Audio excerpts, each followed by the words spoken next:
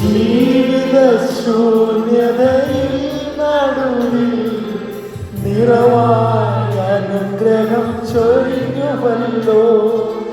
ജീവിത ശൂന്യതയിൽ നടുവിൽ നിറവായ അനുഗ്രഹം ചൊരിഞ്ഞുവല്ലോ.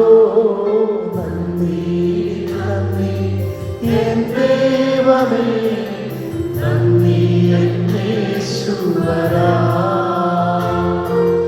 നന്ദി നന്ദി എൻ ദൈവമേ, നന്ദി എൻ യേശുവരാ.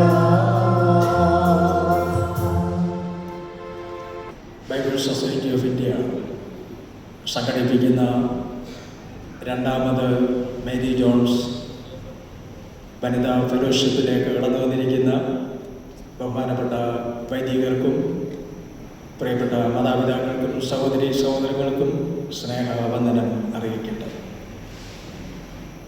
ഇപ്രകാരം ഒരു കൂടിവരവ് സാധ്യമാക്കി തീർത്ത ദൈവത്തെ സ്തുതിക്കുന്നു. ഇന്നത്തെ വിഷയം അവതരിപ്പിക്കുന്ന ഏറ്റവും അടുത്ത സുഹൃത്തും ഒരു സഹോദരനുമായിരിക്കുന്ന ബഹുമാനപ്പെട്ട DS അരുണച്ചനെ പരിചയപ്പെടുത്തുക എന്നുള്ള പരിപാവനമായ ഏറ്റവും സന്തോഷകരമായ പ്ലസൻ്റായിട്ടുള്ള ഒരു കർത്തവ്യമാണ് എന്നിൽ നിക്ഷിപ്തമായിരിക്കുന്നത്. ഓക്സിലറി സെക്രട്ടറി അച്ഛൻ സ്വാഗത പ്രസംഗത്തിൽ ഏതാനും ചില കാര്യങ്ങൾ ബഹുമാനപ്പെട്ട അച്ഛനെ കുറിച്ച് സൂചിപ്പിക്കുകയുണ്ടായി. ഒരു ഭാഗ്യമായി ഞാൻ കരുതുന്നു. ബഹുമാനപ്പെട്ട അച്ഛനെ ഇന്നത്തെ ഈ ഒരു ശുശ്രൂഷയിലേക്ക് ഏറ്റവും ആദരവോടെയും ബഹുമാനത്തോടെയും ഇവിടെ കൂടിയിരിക്കുന്ന എല്ലാവരുടെയും പേരിൽ വളരെ ഹാർദമായി ഒരിക്കൽ കൂടി ഞാൻ സ്വാഗതം ചെയ്യുന്നു. ദൈവനാമം മഹത്വപ്പെടട്ടെ.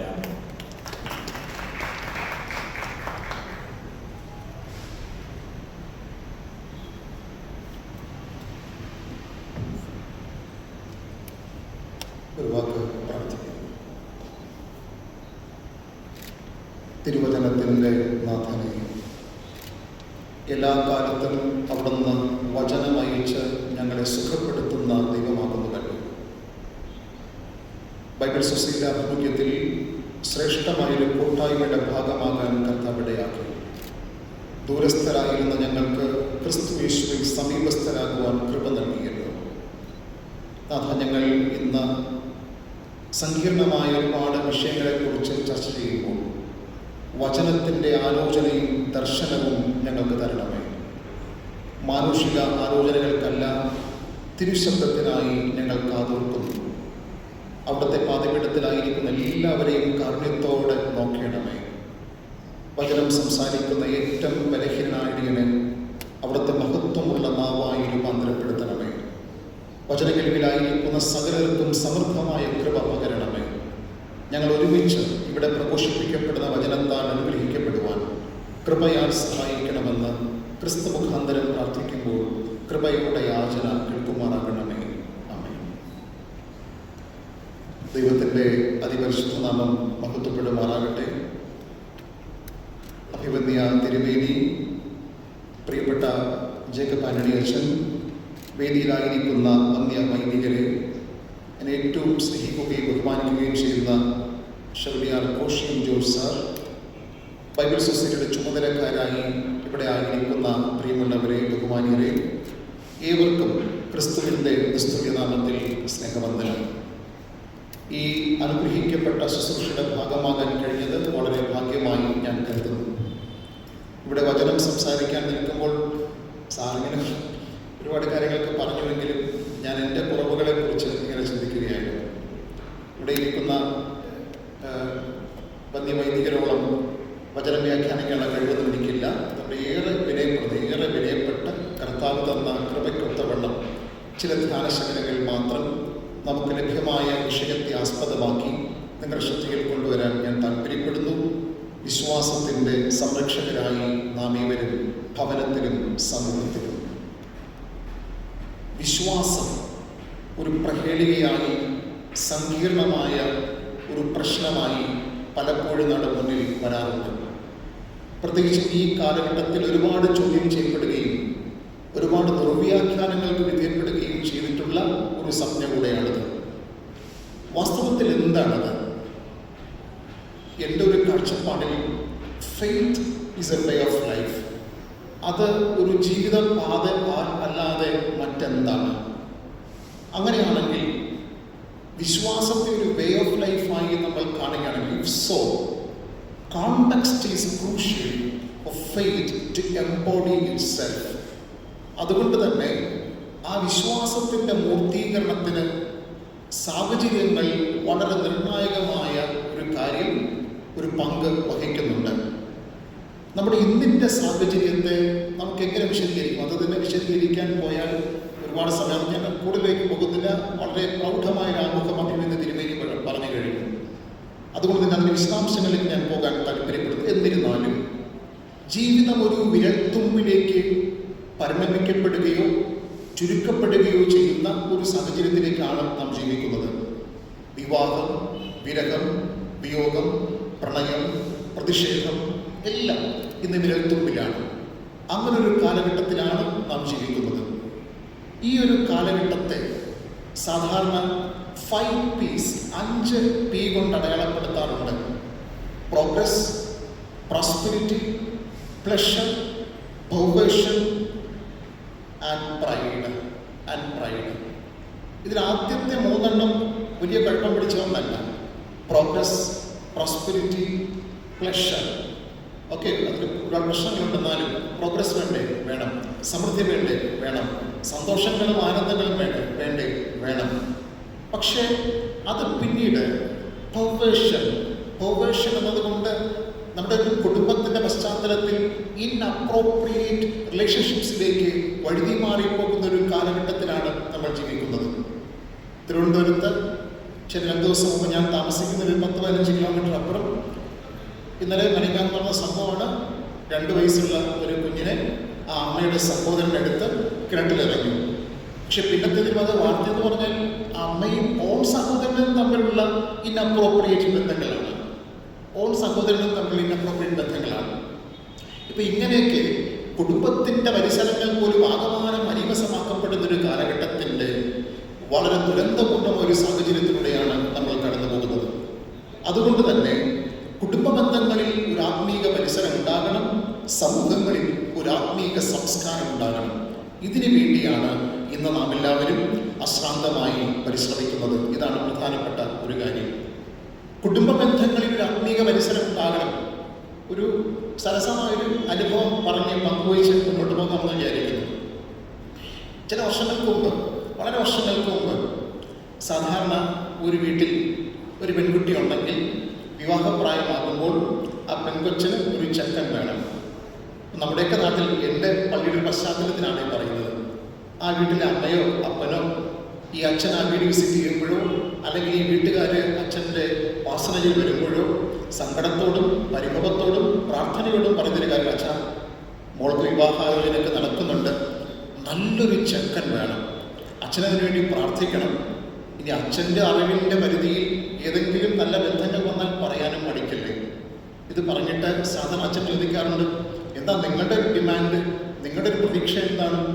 അപ്പോൾ സാധാരണഗതിയിൽ ചില വർഷങ്ങൾക്ക് മുമ്പാണ് ഈ അമ്മ പറയുന്നൊരു വാചകമാണ്, എൻ്റെ പള്ളിയുടെ പശ്ചാത്തലത്തിലാണ്, ദയവായിട്ട് ക്ഷമിക്കണം. പറയാറുണ്ട്, അച്ഛാ നല്ല ക്രിസ്ത്യാനി പയ്യൻ, പിന്നെ CSI തന്നെ വേണം.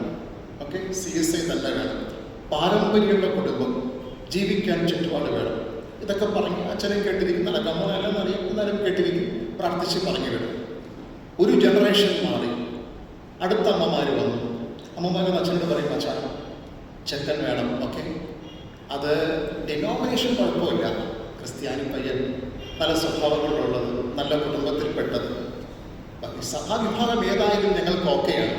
യെസ്, വീണ്ടും ആ ജനറേഷൻ മാറി, അടുത്ത ജനറേഷൻ അമ്മമാർ വന്നു പറയും, അച്ഛാ നല്ലൊരു ചെക്കൻ വേണം, സ്വഭാവശുദ്ധി നന്നായിരിക്കണം, നല്ല കുടുംബത്തിലുള്ളതായിരിക്കണം, വിശ്വാസം ഏതായാലും ഓക്കെയാണ്, വിശ്വാസം മതം പ്രശ്നമല്ല, ഏതായാലും ഓക്കെയാണ്, പക്ഷെ നല്ല ചെക്കനായിരിക്കണം. ഇതൊക്കെ അടുത്ത ജനറേഷൻ, അച്ഛൻ നല്ല ചെക്കൻ വേണം, പിന്നെ മോൾക്ക് ഇഷ്ടപ്പെടണം. ഓക്കെ, മോൾക്ക് ഇഷ്ടപ്പെടണം, ഓക്കെ ആകണം, മാച്ചിങ് ആകണം, തന്നെ കണ്ടാലൊരു പൊരുത്തം വേണം, എങ്കിൽ ഞങ്ങൾക്ക് ഓക്കെയാണ്. യെസ്, ഇന്നത്തെ അമ്മമാരെന്ന് പറയും, അച്ഛാ എൻ്റെ മോള് ഒരു ചെക്കനെ തന്നെ കെട്ടണേ, ഒരു പയ്യനെ തന്നെ കെട്ടണേ, അതിനുവേണ്ടി പ്രാർത്ഥിക്കണം. ഇൻഅപ്രോപ്രിയേറ്റ് ബന്ധങ്ങളുടെ ഒരു കാലഘട്ടത്തിലാണ് നമ്മൾ ജീവിക്കുന്നത്. തമാശയല്ല, അതാണ് ഇന്നിൻ്റെ ഒരു സാഹചര്യം. ഇവിടെ കുടുംബങ്ങളിൽ ഒരു ആത്മീക പരിസരത്തിന് നിർമ്മിതിയും സമൂഹങ്ങളിൽ ഒരു ആത്മീക സംസ്കാരത്തിന് നിർമ്മിതിയും എങ്ങനെ സാധ്യമാകും എന്നുള്ളതിനെ കുറിച്ച് സഗൗരവം ചിന്തിക്കേണ്ട ഒരു കാലഘട്ടത്തിൽ നമ്മൾ ജീവിക്കുന്നു. ഈ ഒരു പശ്ചാത്തലത്തിൽ വനിതകളുടെ പങ്ക് തീർത്തും ശ്രദ്ധേയമായൊരു കാര്യമാണ്. നമുക്ക് അഗണ്യകോടിയിലേക്ക് തള്ളാൻ കഴിയില്ല. വനിതകളുടെ ജീവിത സാഹചര്യവും അവരുടെ ഉത്തരവാദിത്തങ്ങളും അവരുടെ ശബ്ദവും സമീപനവും ഈ കാലഘട്ടത്തിൻ്റെ അനിവാര്യതയായി മാറുന്നു. അതിന് പുറപ്പാട് പുസ്തകം 2-ാം അധ്യായത്തെ ഒരു ബേസിക് ടെക്സ്റ്റായിട്ട് വെച്ചിട്ട് ചില ധ്യാനങ്ങൾ അതുമായി ബന്ധപ്പെട്ട് പങ്കിടാനാണ് ഞാൻ താല്പര്യപ്പെടും. ചില ആശയങ്ങൾ പങ്കിടാനാണ് താല്പര്യപ്പെടും. പുറപ്പാട് പുസ്തകം 2:1 മുതൽ 10 വരെയുള്ള വാക്യങ്ങളെ അടിസ്ഥാനപ്പെടുത്തി ചില ധ്യാനസ്മരകൾ നിങ്ങളുമായി പങ്കിടാൻ താല്പര്യപ്പെടുന്നു. ദൈവത്തിൻ്റെ വിമോചന പ്രക്രിയ, അതിൽ വനിതകൾ സജീവമായി പങ്കെടുക്കുന്നു എന്ന് പറഞ്ഞുകൊണ്ടാണ് വേദപുസ്തകത്തിലെ വിമോചനഗാഥ പുറപ്പാട് പുസ്തകം ആരംഭിക്കുന്നത്. അതുകൊണ്ട് തന്നെ ഇങ്ങനെ പറയാറുണ്ട്, exodus begins with a focus on woman, their actions determine the outcome. അങ്ങനെ വനിതകളുടെ സജീവമായൊരു സാന്നിധ്യത്തെ, അവരുടെ ശബ്ദത്തെ ഗണ്യമായി പരിഗണിച്ചുകൊണ്ടാണ് ദൈവത്തിൻ്റെ വിമോചന പദ്ധതി എപ്രകാരമായിരുന്നു എന്ന് പുറപ്പാട് പുസ്തകത്തിലൂടെ പറയുന്നത്. 1-ലും 2-ലും അത് വളരെ പ്രസക്തമായി പറയുന്നുണ്ട്. വിമോചനത്തിൻ്റെ ഈ ഗാഥ സരസമായി വേദപുസ്തകം വിവരിക്കുമ്പോൾ, പ്രത്യേകിച്ചും പുറപ്പാട് പുസ്തകം 2-ാം അധ്യായത്തിൽ നൈൽ നദിയുടെ തീരത്ത് ഒരു കൊച്ചു കൂട്ടായ്മ സംജാതമാകുന്നു. അവിടെ മോശയുടെ അമ്മയുടെ ജാഗരൂകമായ പ്രതികരണം, ഫറവോന്റെ പുത്രിയുടെ ഉത്സാഹം, പെങ്ങളുടെ വിചാരശക്തി, അവിടെ കൂടി വന്ന ദാസിമാരുടെ അനുകമ്പ, ഇതെല്ലാം ഒത്തുചേർന്നപ്പോൾ ജീവനെ ഹനിക്കുന്ന ദുഷ്ടത നിറഞ്ഞൊരു സാഹചര്യത്തിൽ ജീവന്റെ ആഘോഷം അവിടെ സാധ്യമായി. ഇതാണ് നമുക്ക് അവിടെ കാണാനായി കഴിയുക. ആരാണ് ഈ സ്ത്രീകൾ? നദീതടത്തിൽ ഒരുമിച്ച് കൂടിയ ഈ 4 കൂട്ടർ: മോശയുടെ അമ്മ, ഫറവോന്റെ പുത്രി, മോശയുടെ പെങ്ങൾ, ഫറവോന്റെ പുത്രിയുടെ ദാസിമാർ. ഈ ഒരു വനിതാ സമാജം അവിടെ കൂടി വന്ന ഇവർ ആരാണ്? ഇവർ അധികാരത്തിൻ്റെ പീഡന തന്ത്രങ്ങളോട് സഹകരിക്കാത്തവർ. നമ്പർ 2, വിയോജിക്കാനുള്ള സ്വാതന്ത്ര്യത്തിൽ വിശ്വസിച്ചവർ. നമ്പർ 3, ജീവനെ ഹനിക്കുന്ന എന്തും വേണ്ട എന്ന് തിരസ്കരിച്ചവർ. നിശ്ചയദാർഢ്യത്തോടെ വിമോചനത്തിനായി നിലകൊണ്ടവർ. അതാണ് ഈ സ്ത്രീകളുടെ പ്രത്യേകത. നിങ്ങൾക്ക് ആ കഥയെല്ലാം അറിയാം, അതുകൊണ്ട് ഞാൻ കൂടുതലായി വിശദീകരിക്കുന്നില്ല. സാധാരണ സ്ത്രീകളെ കുറിച്ച് പറയുന്നത് എങ്ങനെയാണ്? അവൾ അപൂർണതകളുടെ പരിഹാരം, ആശങ്കകളുടെ ഉത്തരം, തിടുക്കങ്ങളിലെ ക്ഷമ. അത് ശരിയാണെങ്കിൽ അതെല്ലാം ഈ വനിതകളിലും കാണാം, ഈ വനിതകളിലും കാണാം. അതാണ് നമുക്കിവിടെ കാണാനായി കഴിയുക. സാധാരണ ഇങ്ങനെ പറയുന്നത് സ്ത്രീകളുടെ ഇൻറ്റ്യൂഷൻസ് എന്ന് പറഞ്ഞാൽ എന്താണ്? ഉള്ളുണർവ്, അല്ലേ? ഉള്ളുണർവ്, അന്തർജ്ഞാനം, ഉൾക്കാഴ്ച. ഈ സ്ത്രീകളുടെ ഇൻറ്റ്യൂഷൻസ് അത് പുരുഷന്മാരെക്കാൾ മേലെയാണ് എന്നാ പറയാം. റുഡിയാർഡ് കിപ്ലിംഗ് അദ്ദേഹത്തിൻ്റെ ഒരു പ്രസിദ്ധമായ ഒരു സെൻറ്റൻസ് ഇങ്ങനെയാണ്: A women's guess is more accurate than A man's. A women's guess is more accurate എന്നാ പറയുന്നത്. ഒരു സ്ത്രീയുടെ അനുമാനങ്ങൾ കുറെ കൂടെ ആക്യുറേറ്റ് ആണ് എന്നാ പറയുക. അങ്ങനെയാണെങ്കിൽ ഈ അമ്മയുടെ ഒരു അനുമാനം, ഈ അമ്മയുടെ ഭാവനാപരമായി കാര്യങ്ങളെ കാണാനുള്ള ആ അമ്മയുടെ ത്രാണിയും കരുത്തും സവിശേഷ ശ്രദ്ധ ആകർഷിക്കുന്നു. ഇത് നമ്മൾ ഈ കാലഘട്ടത്തിൽ മനസ്സിലാക്കേണ്ടത്, ജീവനെ ഹനിക്കുന്ന ഒരുപാട് സാഹചര്യങ്ങൾ ഇന്ന് ചുറ്റുമുണ്ട്. ജീവനെ ഹനിക്കുന്ന, ജീവന്റെ ആഘോഷത്തെ തടസ്സപ്പെടുത്തുന്ന ഒരുപാട് സാഹചര്യങ്ങൾ നമ്മുടെ ചുറ്റുമുണ്ട്. ഇവിടെ ജനിക്കുന്ന, വളർത്തപ്പെടുന്ന, പുലർത്തപ്പെടുന്ന ഒരു പുതുതലമുറയുടെ ആത്മീകമായ സന്ധാരണം നമുക്കെങ്ങനെ സാധ്യമാക്കാമെന്ന് ഓരോ കുടുംബങ്ങളും, വിശിഷ്യാൽ ഓരോ അമ്മമാരും സഗൗരവം ചിന്തിക്കേണ്ട. പ്രതീക്ഷ നഷ്ടപ്പെട്ടു പോകരുത്. പ്രതീക്ഷ എന്ന മഷി കൊണ്ട് എഴുതിയതാണ് ഈ പുസ്തകം. പ്രതീക്ഷ നഷ്ടപ്പെട്ടു പോകരുത്. പ്രതീക്ഷ ഒരിക്കലും അണയരുത്. നമുക്ക് നമ്മുടെ കുടുംബങ്ങളിൽ, സഭയിൽ ജനിച്ചു വളർത്തപ്പെടുന്ന കുഞ്ഞുങ്ങൾ വചനത്തിൻ്റെ ദാഹത്തിലും പ്രാർത്ഥനയുടെ ശീലത്തിലും ആത്മീക മൂല്യങ്ങളിലും ഒക്കെ വളരുന്നു എന്ന് ഉറപ്പുവരുത്തേണ്ട ഭാരിച്ച ഉത്തരവാദിത്വം നമുക്കുണ്ട്. ദാവീദിന്റെ കാലഘട്ടത്തിൽ ദാവീദിന്റെ 4 മക്കൾ മരണപ്പെടുന്നു. നിങ്ങൾക്കറിയാം, 4 മക്കൾ മരണപ്പെടുന്നു. പല സാഹചര്യങ്ങളാണ്. അമ്നോൻ, അബ്സലോം, പിന്നെ ഒരു കുഞ്ഞുമാവ, വേറൊരു മകൻ അതിയാനോ, പേര്. അങ്ങനെ 4 മക്കൾ ദാവീദിന്റെ കാലഘട്ടത്തിൽ മരണപ്പെടുന്നു.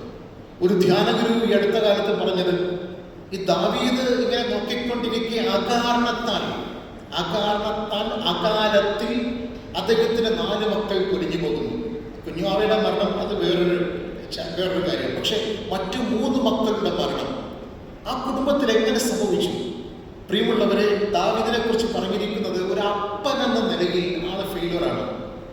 കാര്യം എന്താണ്? ഈ പുത്രവാത്സല്യം ഭ്രാന്ത് പോലെ തലക്കി പിടിച്ച് ഇങ്ങനെ ഒരു അപ്പൻ പറയില്ല, അമിതമായ വാത്സല്യം. അതുകൊണ്ട് തന്നെ ശാസിക്കേണ്ട സമയത്ത് ശാസിക്കാനും തിരുത്തേണ്ട സമയത്ത് തിരുത്താനും ഒന്നും കഴിഞ്ഞിട്ടില്ല. അബ്ശലോമും ശലോമോനും കൊണ്ട് ഈ അധികാരത്തിന്റെ വടംവലിയിൽ ഒരു മേശയുടെ അപ്പുറത്തും ഇപ്പുറത്തും ഇരുന്ന് അങ്ങോട്ടും ഇങ്ങോട്ടും വലിക്കുമ്പോൾ സ്തബ്ധനായി നോക്കി നിൽക്കുന്ന ഒരപ്പൻ. അമീനോൻ അങ്ങനെ താമാർ പെങ്ങളെ പിഴപ്പിക്കുമ്പോൾ മകനെ ശാസിക്കാത്തൊരപ്പൻ. ഓക്കെ, പുത്രവാത്സല്യം ഇങ്ങനെ ഭ്രാന്ത് പോലെ തലക്കി പിടിച്ചതാണ്. അതിൻ്റെ ഒരു പരിണിതിയായിരുന്നു അദ്ദേഹത്തിന്റെ കാലഘട്ടത്തിൽ നോക്കി നിൽക്കെ 4 കുഞ്ഞുങ്ങളുടെ അകാല മരണം.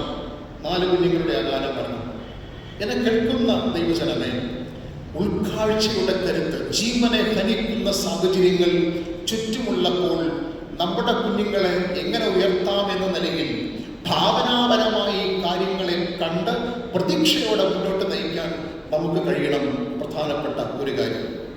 നമ്പർ 2, ഇവിടെ കൂടി വന്ന ഈ സ്ത്രീ സംഗമത്തിലെ ഈ വനിതകളുടെ 2ാമത്തെ പ്രത്യേകത ശക്തമായ തീരുമാനങ്ങളുടെ കരുത്ത്. സാഹചര്യം ഇങ്ങനെയാണ്. അവിടെ ഒരു കുഞ്ഞു പെട്ടകം ആകാംക്ഷയോടെ തുറന്നു നോക്കി. അതിനുള്ളിൽ ഒരു കുഞ്ഞു ആവ. കണ്ട മാത്രയിൽ ഫറവോന്റെ പുത്രി തിരിച്ചറിഞ്ഞു, ഇത് അടിമക്കുഞ്ഞാണ്. തിരിച്ചറിഞ്ഞതാരാണ്? ഉടമയുടെ മകൾ തിരിച്ചറിഞ്ഞു, ഈ കുഞ്ഞ് അടിമയുടെ കുഞ്ഞാണ്. എന്താണ് നിയമം? തൻ്റെ അപ്പൻ പാസാക്കിയൊരു നിയമം അവിടെ പ്രാബല്യത്തിലുണ്ട്. അടിമയുടെ കുഞ്ഞുങ്ങൾ കൊല്ലപ്പെടണം. ഇത് ഉടമയുടെ മകൾ തിരിച്ചറിഞ്ഞിട്ടും അവൾ വിചാരിക്കുന്നു, ഈ കുഞ്ഞാവ കൊള്ളാലോ, ഇതിനെ വളർത്തിയാലോ എന്ന് തിരിച്ചറിയുന്നു, എന്ന് തീരുമാനിക്കുന്നു. അങ്ങനെ ദാസിമാരുമായി ഒരു സംഭാഷണത്തിൽ ഏർപ്പെടെ വളരെ കാലോചിതമായി, സന്ദർഭോചിതമായി മോശയുടെ പെങ്ങൾ ആ സാഹചര്യത്തിൽ ഇടപെടുന്നു. ഒടുവിൽ ഒരു ഉടമയുടെ പുത്രി അടിമയുടെ പുത്രിയെ വളർത്താൻ ഒരുങ്ങുന്നു. ഈ കുഞ്ഞിനെ ദത്തെടുക്കുക വഴി സ്വപിതാവിനാൽ സ്ഥാപിതമായ വിളംബരം ചെയ്യപ്പെട്ട നിയമം ആ പുത്രി ലംഘിക്കുന്നു. ഓക്കെ, അവൾ ലംഘിക്കുന്നു. ഇതാണ് നമുക്ക് ഈ ഭാഗത്ത് കാണാൻ കഴിയുക. സൗമ്യമായ ഈ കലാപത്തിന്റെ വാക്യപത്രമാണ് മോസസ്. എന്താണത്? ഇത് പുറപ്പാട് 2-ലല്ല, പുറപ്പാട് 1-ലും. അവിടെയും പറയുന്നുണ്ട്, മിഡ്വൈഫ്സ്, പ്രസവ ശുശ്രൂഷ ചെയ്യുന്ന നേഴ്സുമാർക്ക് അങ്ങ് രാജകൽപ്പന കൊടുത്തു. എന്താണ്? കുഞ്ഞുങ്ങൾ ജനിക്കുന്ന മാത്രമേ തലങ്ങ് കൊന്നേക്കണം. ഓക്കെ, അങ്ങനെ ചെയ്തിരുന്നുവെങ്കിലും നാളെ അവർക്ക് പ്രൊമോഷൻ കിട്ടിയേനെ, നാളെ പുരസ്കാരങ്ങൾ തേടി വന്നേനെ. ഒരുപക്ഷെ ഈജിപ്തിന്റെ പ്രതിച്ഛായ മാറ്റിയ നേഴ്സുമാർ എന്ന തലത്തിൽ അവർ ആദരിക്കപ്പെട്ടേനെ. പക്ഷെ വേദപുസ്തകം ഇങ്ങനെയാണ് പറയുന്നത്, അവർ ദൈവത്തെ ഭയപ്പെട്ടു. ഒറ്റ സെന്റൻസിലെല്ലാം പറയും, അവർ ദൈവത്തെ ഭയപ്പെട്ടു ആ നേഴ്സുമാരെ. എന്നിട്ട് അത് ചെയ്തില്ല എന്ന് പറയുന്നു, അത് ചെയ്തില്ല. അപ്പൊ എന്താണ് ഈ ദൈവഭയം? ദൈവഭയം പേടിപ്പിക്കുന്നൊരു മൂർത്തിയുടെ മുമ്പിൽ നിങ്ങൾ ആരാധനപൂർവ്വം നിൽക്കുന്നു എന്നതല്ല, മറിച്ച് ഈ ലോകത്തെ നൈതികമായ ദൈവഹിതത്തെ ഏറ്റെടുക്കാനുള്ള കൃപയുടെയും കരുത്തിൻ്റെയും പേരാണ് ദൈവഭയം. ഞാനും നിങ്ങളും ഈ ലോകത്ത് സ്ഥാപിക്കപ്പെടേണ്ട, നിലനിൽക്കേണ്ട ദൈവഹിതത്തിനായി നിലകൊള്ളുന്നു എന്ന ഡിസിഷൻ മേക്കിങ്ങിന്റെ പേരാണ് ദൈവഭയം. ദൈവഭയം. അതുകൊണ്ട് സദൃശവാക്യങ്ങൾ 14:26 പറയുന്നു, യഹോവ ഭക്തന് ദൃഢധൈര്യമുണ്ട്. ദൃഢധൈര്യമുണ്ട്. യഹോവ ഭക്തന് ദൃഢധൈര്യമുണ്ട്. പ്രിയമുള്ളവരെ, ഇതാണ് നമ്മൾ ബൈബിളിൽ ദൈവഭയം എന്ന് പറയുന്നത്. ഒരു ഉറച്ച തീരുമാനത്തിൻ്റെ കരുത്താണ് ദൈവഭയം. അങ്ങനെ ലോകത്തെ കിടുകിടാൻ അർപ്പിച്ച തീരുമാനങ്ങൾ, സാമ്രാജ്യങ്ങളെ കുലുക്കിയ തീരുമാനങ്ങൾ വേദപുസ്തകത്തിലുണ്ട്. ഒരുപാട് സന്ദർഭത്തിൽ വിരിച്ചൊരുക്കിയൊരു മേശ, അവിടെ മദ്യമുണ്ട്, മാംസമുണ്ട്, മധുരമുണ്ട്, വിളമ്പാൻ മധുരാക്ഷിയുണ്ട്. അതിന് ചുറ്റുമിരിക്കുന്നത് നല്ല പ്രസരിപ്പുള്ള യുവാക്കളാണ്. ഇതിന് പറഞ്ഞു ഇഷ്ടമുള്ളതൊന്നും. അതിലൊരു യുവാവ് പറഞ്ഞു, എനിക്ക് പച്ചവെള്ളം മതി കേട്ടോ, എനിക്ക് പച്ചവെള്ളം മതി, ഒന്നും വേണ്ട, പച്ചവെള്ളം മതി. അപ്പോൾ ഞാൻ, അയ്യോ, സ്പെഷ്യൽ കൺസിഡറേഷനാണ്, ഞങ്ങൾക്ക് നിങ്ങൾ പരമാവധി തീറ്റി പോറ്റണമെന്നാണ് മേലിൽ നിന്ന് കിട്ടിയ ഓർഡർ. വേണ്ട, എൻ്റെ ആരോഗ്യം ക്ഷയിക്കില്ല, പച്ചവെള്ളം മതി. ഞാൻ ആരെക്കുറിച്ച് സംസാരിക്കും? യെസ്, ശക്തമായ തീരുമാനത്തിൻ്റെ കരുത്ത്, ദൈവഭയം. ദൈവഭയം. മോശയെ കുറിച്ചൊരു സെനൻസ് പിന്നത്തേതിൽ ഇബ്രാഹിം ലേഖനത്തിൽ എഴുതി വെച്ചിട്ടുണ്ട്. മിസ്രൈമിലെ നിക്ഷേപങ്ങളെക്കാൾ ക്രിസ്തുവിൻ്റെ നിന്ന ധനമെന്നെണ്ണി എന്നിട്ട് കൊട്ടാരം വിട്ട് മിസ്രൈമിലെ നിക്ഷേപങ്ങളെക്കാൾ ക്രിസ്തുവിൻ്റെ നിന്ന ധനമെന്നെണ്ണി. ഇങ്ങനെ ഡിസിഷൻ മേക്കിംഗ്, ശക്തമായ തീരുമാനങ്ങളുടെ കരുത്ത്. സരസമായി ഇങ്ങനെ പറയാറുണ്ട്, ലൈഫ് എന്ന് പറയുന്നത് ഒരു 2 ആൽഫബറ്റ്സിൻ്റെ ഇടയിലാണ്. B for birth, then D for death. Okay, in between there is a small alphabet, C for choice, choose life. അത് ചൂസ് ലൈഫ് എന്നുള്ളത് ആവർത്തന പുസ്തകത്തിലെ ശക്തമായ ഫ്രേസാണ്. ശാപത്തിന്റെയും അനുഗ്രഹത്തിന്റെയും വചനങ്ങൾ പറഞ്ഞിട്ട് പറയുന്നു, ചൂസ് ലൈഫ്, ജീവനെ തിരഞ്ഞെടുക്കുക, choose life. C for choice. ശക്തമായ തീരുമാനങ്ങളുടെ കരുത്ത്. അത് ഈ ഭാഗത്ത് നമുക്ക് ഈ സ്ത്രീകളിൽ അതിശക്തമായി കാണാൻ കഴിയും. ജീവിതത്തിൽ അങ്ങനെ ശക്തമായ തീരുമാനങ്ങൾ കൈക്കൊണ്ടവർ അനേകരാണ്. മാമൂലുകൾക്കും ആചാരങ്ങൾക്കും എതിരെയുള്ള സുവിശേഷത്തിന്റെ കലാപമായി, സൗമ്യമായ കലാപമായി ഇവയെല്ലാം മാറുന്നു എന്നുള്ളത്. 1955 42-കാരി റോസ പാർക്സ് എന്ന് പറയുന്ന ഒരു വനിത ഒരു ബസ്സിൽ കയറി. ആ ബസ്സിൽ കയറിയ സംഭവമാണ് ലോകത്തെ ഇളകി മറിച്ചത്. റോസ പാർക്സ് ബസ്സിൽ കയറി ഒരു സീറ്റിലിരുന്നു. ആ ബസ്സിൽ, ആ നാട്ടിലൊരു നിയമമുണ്ട്, ആ ബസ്സിൽ, ആ നാട്ടിലെ ഏതെങ്കിലും ബസ്സിൽ ഏതെങ്കിലും വെള്ളക്കാരൻ കയറിയാൽ, അവിടെ ഏതെങ്കിലും കറുത്ത വർഗ്ഗക്കാരി ഇരുന്നാൽ ആ വെള്ളക്കാരൻ വരുമ്പോൾ എഴുന്നേറ്റ് കൊടുക്കണം. റോസ പാർക്സ് എന്ന കറുത്ത വർഗ്ഗക്കാരി എഴുന്നേറ്റ് കൊടുക്കാൻ തയ്യാറാകില്ല. ഒരു പ്രശ്നമുണ്ടായി. ആ സ്പാർക്കാണ്, ആ നോ, അന്ന് വിതച്ച നോ എന്ന ആ സ്പാർക്കാണ് ലോകമെമ്പാടും വ്യാപിച്ച വർണ്ണവെറിക്കെതിരെയുള്ള സമര സന്നാഹമായി മാറിയത്, സുവിശേഷത്തിന്റെ സൗമ്യമായ കലാപമായി മാറിയത്. അതുകൊണ്ട് എന്നെ കേൾക്കുന്ന ദൈവജനമേ, നമ്മൾ ജീവിതത്തിൽ പറയുന്ന ചില ശക്തമായ നോ, ചില സന്ദർഭങ്ങളിലെങ്കിലും ദൈവഹിതത്തോട് പറയുന്ന ശക്തമായ യെസ്, ഇത് നമ്മുടെ ജീവിതത്തിൻ്റെ താരത്തിൻ്റെ ചിത്രം തന്നെ മാറ്റിമറിക്കും എന്നുള്ളതാണ് പ്രധാനപ്പെട്ട ഒരു കാര്യം. അതുകൊണ്ട് മോശയുടെ അമ്മയാകട്ടെ ഫറവോന്റെ പുത്രി ഈ കുട്ടിയെ അഡോപ്റ്റ് ചെയ്യാൻ വേണ്ടി തീരുമാനിക്കുന്നു. ബൈബിളിൽ പ്രധാനപ്പെട്ട 2 അഡോപ്റ്റഡ് പിള്ളേരുണ്ട്. ആരൊക്കെയാണത്? Of of course 1 Moses 2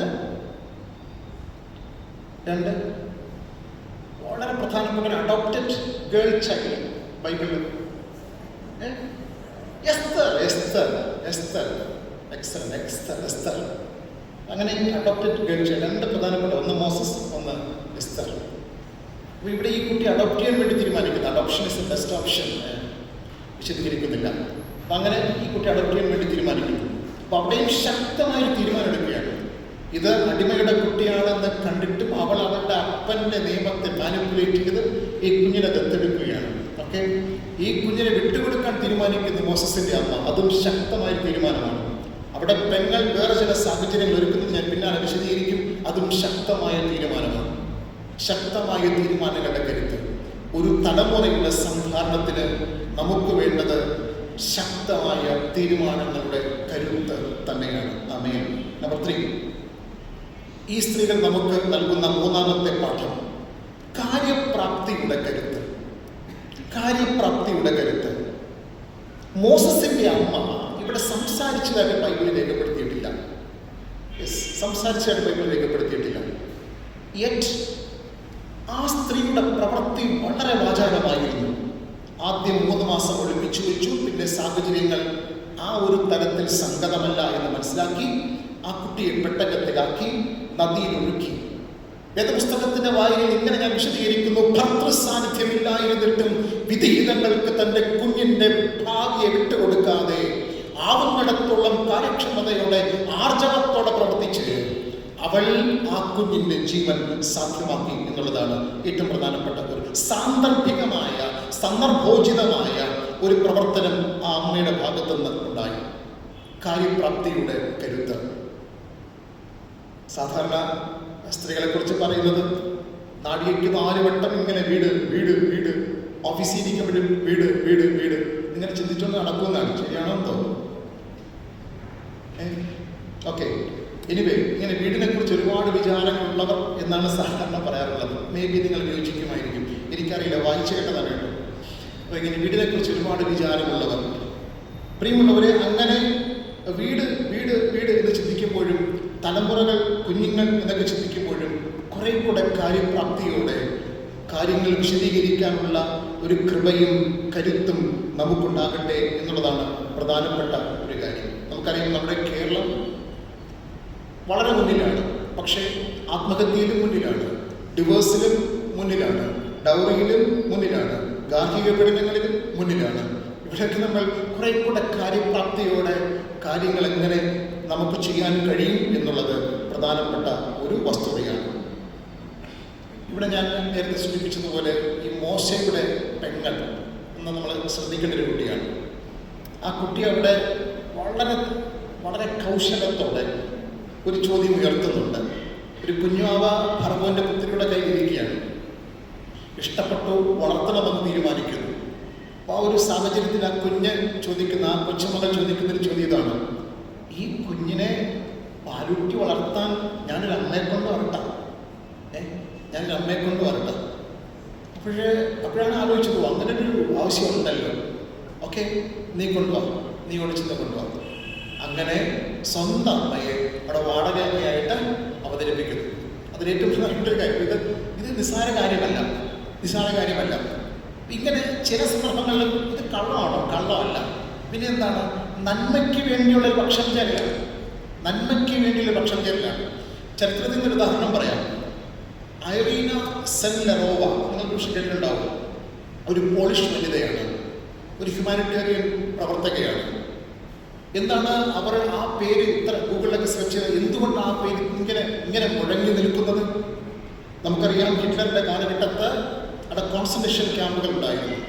concentration ക്യാമ്പുകളിൽ സാനിറ്റൈസേഷനൊക്കെ ശരിയാണോ, അവിടെ ആരോഗ്യ പരിപാലനമൊക്കെ ശരിയാണോ, വൃത്തിയൊക്കെ ഉണ്ടോ എന്ന് നോക്കാൻ വേണ്ടി ഗവൺമെന്റ് തന്നെ ചുമതലപ്പെടുത്തിയ ഒരു നേഴ്സാണ് ഐറീന സെൻലെറോവ. ഇവരെന്താ ചെയ്യുന്നറിയാമോ?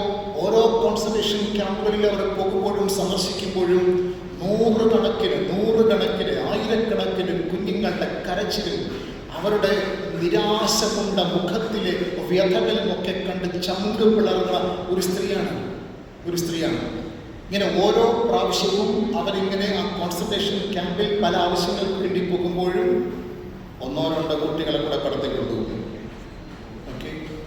കോൺസെൻട്രേഷൻ ക്യാമ്പിന്റെ വൻമതിൽ നിന്ന് പുറത്തേക്ക് അടിക്കും, എങ്ങനെയെങ്കിലും കടത്തിക്കൊണ്ടു. അങ്ങനെ ആ IUC കോൺസെൻട്രേഷൻ ക്യാമ്പ് എന്ന കാട്ടാളത്തിൽ നിന്ന് ആ സ്ത്രീ രക്ഷിച്ചത് 2500 കുട്ടികളെയാണ്. 2500 കുട്ടികളെയാണ്. ഓക്കെ, 2500 കുട്ടികളെ ഒരു സ്ത്രീ രക്ഷിക്കുകയാണ്. ഐറീന സെൽവറോവ എത്ര സാന്ദർഭികമായി ഇടപെട്ടു.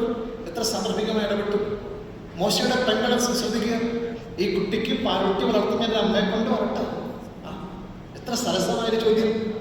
ആ ചോദ്യം ഫറവോന്റെ പുത്രിയുടെ നെഞ്ചിലാണ് തറച്ചത്. യെസ്, വേണം, ഞാനിങ്ങനെ അഡോപ്റ്റ് ചെയ്യുന്ന കുട്ടിക്ക് ആവശ്യമായ പരിചരണം ആവശ്യമാണല്ലോ. അങ്ങനെ അവിടെ അമ്മ, യഥാർത്ഥ അമ്മ, ഒരു വാടകയമ്മയായി കടന്നു പോകുന്നു. കാര്യപ്രാപ്തിയുടെ കരുത്ത്. ഓരോ കാര്യങ്ങളും അങ്ങനെ യഥോചിതം ചെയ്യാനുള്ള ഒരു കൃപയും കരുത്തും നമുക്കുണ്ടാകട്ടെ. നമ്പർ 4, ഈ സ്ത്രീകൾ നമ്മോട് പറയുന്ന 4ാമത്തെ കാര്യം കൂട്ടായ്മയുടെ കരുത്ത്. നൈൽ നദീ തടത്തിൽ ഒരു സംഗമം ഉണ്ടായി. എന്താണ് ഈ സംഗമം? സമാന മനസ്കരുടെ സംഗമം. ഓക്കെ, നിലവിലിരിക്കുന്ന വ്യവസ്ഥകളോട് സമരസപ്പെടാത്ത സമാന മനസ്കരുടെ സംഗമം. അതാണ് ഈ സംഗമത്തിന്റെ പ്രത്യേകത. ഇവിടെ കൂടിയിരിക്കുന്നവർ സമാന മനസ്കരാണോ? ഇത് സമാന മനസ്കരുടെ സംഗമമാണോ? എന്തിലേക്ക് വേണ്ടിയാണ് നമ്മൾ ഒത്തുചേരുന്നത്? എന്തിനു വേണ്ടിയാണ് നമ്മൾ കൈകോർക്കുന്നത്? അഭിമന്യ തിരുമേനി പറഞ്ഞു, വചനത്തിന്റെ വ്യാപനം ഇന്നും സാധ്യമാക്കണം. എന്തിനു വേണ്ടിയാണ് നമ്മൾ കൈകോർക്കുന്നത്? പ്രിയമുള്ളവരെ, ഈ ഒരാളെ കൊണ്ട് ചെയ്യാൻ പറ്റാത്തത് ഒരു കൂട്ടമായി നമുക്ക് ചെയ്യാൻ കഴിയും. ഒരു കൂട്ടം കാര്യങ്ങൾ. Life is A web of relationships. ബന്ധങ്ങളുടെ ഒരു വലയുടെ പേരാണ്, ബന്ധങ്ങളുടെ വലയത്തിന്റെ പേരാണ് ജീവൻ സമം ജീവിതം എന്ന് പറയുന്നത്. അതുകൊണ്ട് ഒരുമിച്ച് നിൽക്കുമ്പോൾ, കൂട്ടായ്മയിൽ നിൽക്കുമ്പോൾ നമുക്ക് ഒരുപാട് കാര്യങ്ങൾ ചെയ്യാൻ കഴിയും. വൈരുദ്ധ്യത്തിന്റെ വ്യാകരണങ്ങളെ മറന്ന് ഒത്തൊരുമയോടെ പ്രവർത്തിച്ച് മത്സരത്തിന്റെ ഉപായങ്ങളെയും അനൈക്യത്തിന്റെ ഉപാധികളെയും ദൃഢവത്കരിച്ചുകൊണ്ട് അവർ ഒരുമിച്ച് നിന്നു. നമ്മൾ ഒരുമിച്ച് മനസ്സിലാക്കണം, ഈ നൈൽ നദീതടത്തിൽ ഇവിടെ കൂടി വന്ന സ്ത്രീകൾ പരസ്പരം യോജിക്കാൻ കാരണങ്ങളില്ലാത്തവരാണ്. അവരുടെ ഉള്ളിൽ വിയോജിപ്പിന്റെ വൈരുദ്ധ്യത്തിന്റെ വ്യാകരണങ്ങൾ ഉള്ളവരാണ്. കാര്യം എന്താണ്? ഒരാൾ ആ നാട്ടിന്റെ രാജാവിന്റെ മകൻ, ഓക്കെ, മറ്റൊരാൾ ആ നാട്ടിലെ അടിമ വീട്ടിലെ അമ്മയും പെങ്ങളും കുഞ്ഞും, ഓക്കെ. എന്നിട്ടോ കൂടെ വന്ന തോഴിമാരാണെങ്കിലും ഈ സ്ത്രീയെ, ഈ രാജ്ഞിയെ സേവിക്കുന്നവർ, രാജകുമാരിയെ സേവിക്കുന്നവർ. അങ്ങനെ അവർ തമ്മിൽ നോക്കിയാൽ അവരുടെ സ്റ്റേറ്റസ് ആകട്ടെ, ജീവിതക്രമങ്ങളാകട്ടെ, സംസ്കാരമാകട്ടെ, വളർത്തപ്പെട്ട രീതികളാകട്ടെ, അനൈക്യത്തിന്റെ പ്രമാണങ്ങളുള്ളവരാണ്. പക്ഷേ അവർ കൈകോർത്തു ഫോർ വൺ പർപ്പസ്, ഒരു ഉദ്ദേശത്തിനായി. വൈരുദ്ധ്യത്തിന്റെ വ്യാകരണങ്ങളെ മറന്നു, അനൈക്യത്തിന്റെ ഉപാധികളെയും ഉപായങ്ങളെയും തിളവത്കരിച്ചു. കാര്യം അവിടെ ജീവൻ സംധാരണം ചെയ്യപ്പെടണം. പ്രിയമുള്ളവരെ, അങ്ങനെ ഒരു സതുദ്ദേശത്തിനായി കൈകോർത്തവർ, സമാന മനസ്കരുടെ സംഗമം. ഇതാണ് പ്രധാനപ്പെട്ട. കേശവന്റെ വിലാപങ്ങൾ എം. മുകുന്ദന്റെ ഒരു നോവലാണ്. ആ നോവൽ ആരംഭിക്കുന്നത് ഇങ്ങനെയാണ്: അച്ഛൻ അവനെ അപ്പു എന്ന് വിളിച്ചു, അമ്മ അവനെ കുട്ടൻ എന്ന് വിളിച്ചു, നാട്ടുകാരവനെ അപ്പുകുട്ടൻ എന്ന് വിളിച്ചു. അങ്ങനെ നാട്ടുകാരാണ് അവന്റെ ജീവിതത്തിന് പൂർണ്ണത നൽകിയത്. നാട്ടുകാരാണ് അവന്റെ ജീവിതത്തിന് അപ്പുകുട്ട. നാട്ടുകാരാണ് അവരുടെ സ്വത്വബോധം കൊടുത്തത്, അവരുടെ ഐഡന്റിറ്റി ചാർത്തിയത്. എനിക്കുണ്ടൊരു ലോകം, നിനക്കുണ്ടൊരു ലോകം, നമുക്കില്ലൊരു ലോകം. വ്യഥ, ഈ കാലഘട്ടത്തിന്റെ വ്യഥ. പ്രിയമുള്ളവരെ, സമാന മനസ്കരുടെ ഒരു കൂട്ടായ്മ, ഒരു ഒത്തുചേരൽ ഇവിടെ ഉണ്ടായി എന്നുള്ളതാണ് പ്രധാനപ്പെട്ട ഒരു കാര്യം. വിയോജിക്കാൻ കാരണങ്ങൾ ഒരുപാടുണ്ട്. യെസ്, അനൈക്യത്തിന് കാരണങ്ങൾ ഒരുപാടുണ്ട്. നമ്മൾ തമ്മിൽ ഒരുമിച്ചിരിക്കാതിരിക്കാൻ കാരണങ്ങൾ ഒരുപാടുണ്ട്. പക്ഷേ ആ കാരണങ്ങളെ ഞാൻ മറക്കുന്നു. എന്തിന്? For a good purpose. ഒരു നല്ല ഉദ്ദേശത്തിന് വേണ്ടി ഈ കാരണങ്ങളെ തൽക്കാലം ഞാൻ മറക്കുന്നു. അപ്പോഴേ ഫറവോന്റെ പുത്രി തന്നെ വിചാരിക്കുന്നു, എബ്രായ സ്ത്രീ ആയിക്കൊള്ളട്ടെ, ഈ നാട്ടിലെ അടിമപ്പെടാണ് ആ സ്ത്രീ ആയിക്കോട്ടെ, പക്ഷെ എൻ്റെ കൊച്ചിനെ പാലൂട്ടി വളർത്തണം, ഇപ്പോൾ അവൾ വേണം. ഓക്കെ, ഇപ്പോൾ അവൾ വേണം. അങ്ങനെ ഏറ്റവും സമുന്നതരും സമൂഹത്തിൽ ഏറ്റവും താഴെക്കടയിൽ കിടക്കുന്നവരും തമ്മിലൊരു ബന്ധമുണ്ടായി. ഒരു കുട്ടിക്കഥയുണ്ട്. 9 8 തല്ലി. ഓക്കെ, 8 ചോദിച്ചു, എന്തിനാടാ നീ എന്നെ തല്ലിയത്? അത് നീ എന്നെക്കാളും കുറഞ്ഞല്ലേ, എനിക്കിഷ്ടമുള്ളപ്പോൾ തല്ല. ഇത് കേട്ടിട്ട് 8 7 തല്ലി. 7 ചോദിച്ചപ്പോൾ സമാനമായ ഉത്തരം പറഞ്ഞു. 7 6 തല്ലി, 6 5 തല്ലി, 5 4 തല്ലി, 4 3 തല്ലി, 3 2 തല്ലി, 1 തല്ലിയപ്പോൾ 1 തല്ലാൻ ആരുമില്ല. ഓക്കെ, വളരെ വിഷമിച്ചിങ്ങനെ ഇരിക്കുമ്പോൾ 1 എന്തോ ആയിക്കോട്ടെ 0 അവനെ ചേർത്ത് വളർത്തി. അപ്പോൾ എന്ത് സംഭവിച്ചു? എല്ലാത്തിനേക്കാളും വലുതായി. ഓക്കെ, ഇതാണ് ഒരു വിസ്മയം എന്ന് പറയുന്നത്. നമ്മളിങ്ങനെ ചിലരൊക്കെ മാറ്റി നിർത്തുന്നവരുണ്ടല്ലോ, അവരൊക്കെ ചേർത്താറുണ്ട്.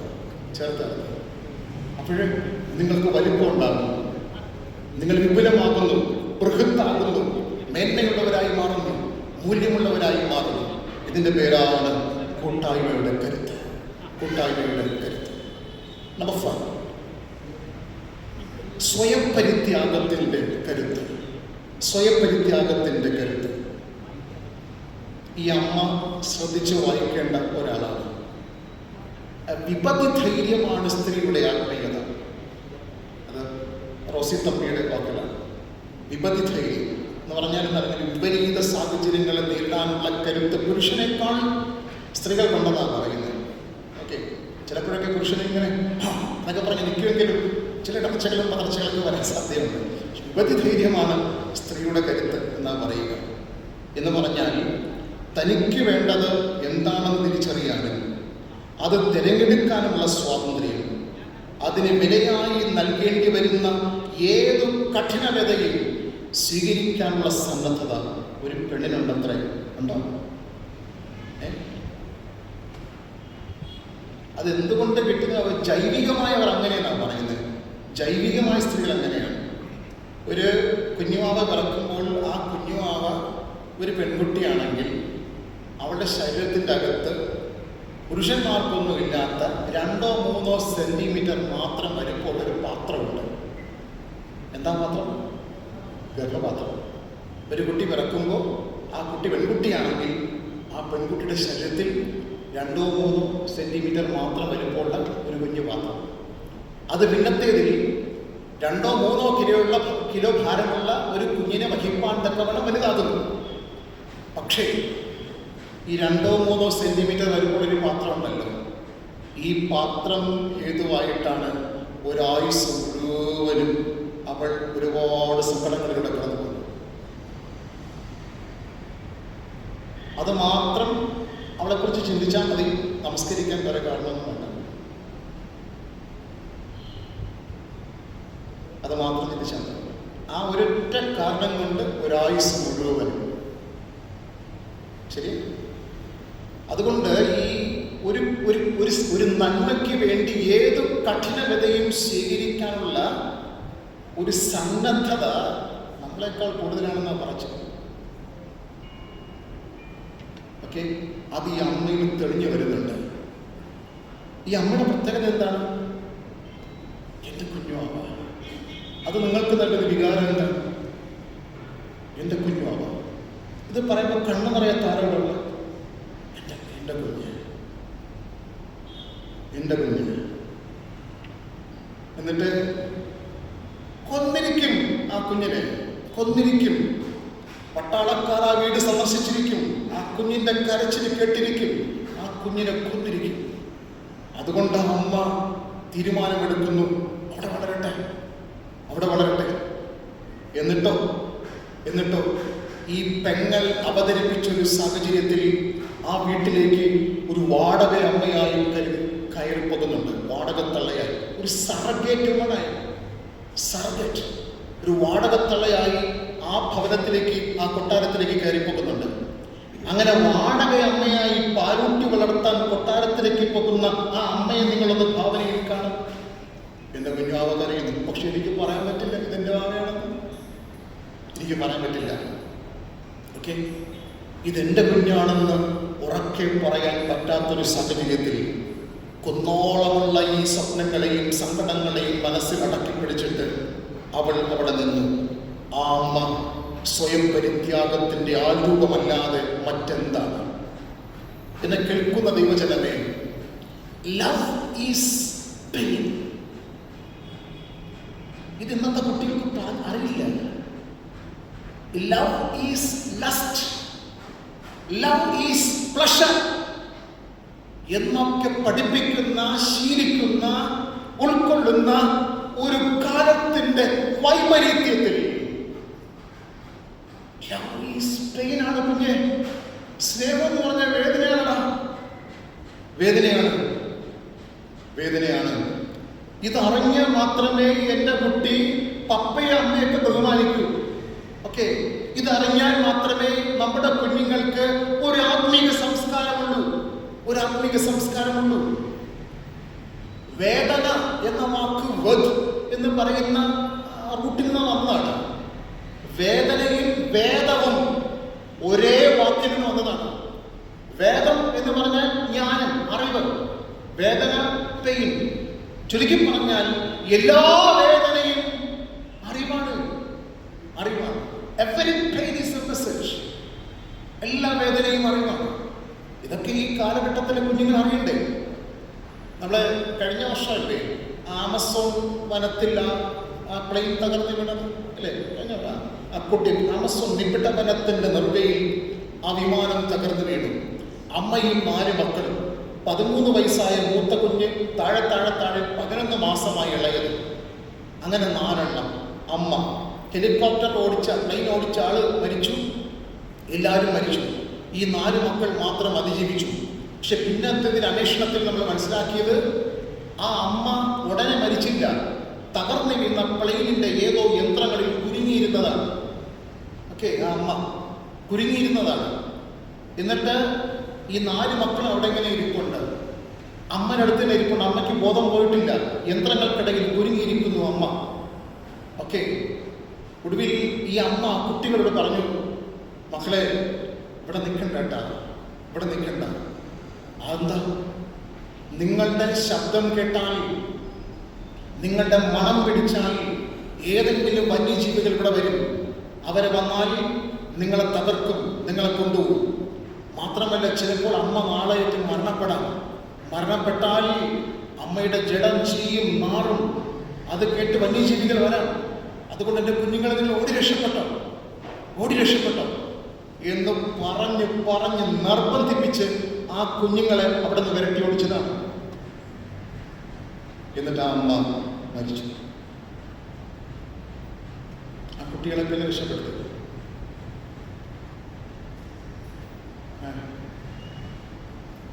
എൻ്റെ പള്ളിയിൽ ഒരിക്കൽ മദേഴ്സ് ഡേ വന്നപ്പോഴും, അതൊരു ഞായറാഴ്ചയായിരുന്നു, ഞാൻ അവസാനിപ്പിക്കുകയാണ്. മദേഴ്സ് ഡേ വന്നപ്പോൾ COF എന്നാണ് ഞങ്ങളുടെ യുവജന പ്രസ്ഥാനത്തിൻ്റെ പേര്.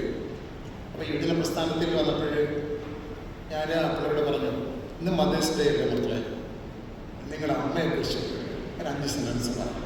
നിങ്ങളുടെ അമ്മയെക്കുറിച്ച് എല്ലാവരും വന്ന് നിങ്ങളുടെ അമ്മയെക്കുറിച്ച് ഒരു 5 സെൻറ്റൻസ് പറഞ്ഞു.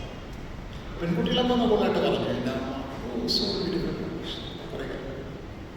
ഈ അതായത് ആൺകുട്ടികൾ, ചെക്കന്മാർ, അവരിങ്ങനെ വളരെ ആവശ്യത്തിന് അമ്മയെക്കുറിച്ച് ഒക്കെ പറയുന്നത് മൈക്കോനിലൊക്കെ വന്നു. എൻ്റെ അമ്മ 2 സെൻറ്റൻസ്, എൻ്റെ അമ്മ എനിക്കെല്ലാം ചെയ്തു തരുമെന്നൊക്കെ പറഞ്ഞു. 5ാമത്തെ സെൻറ്റൻസ്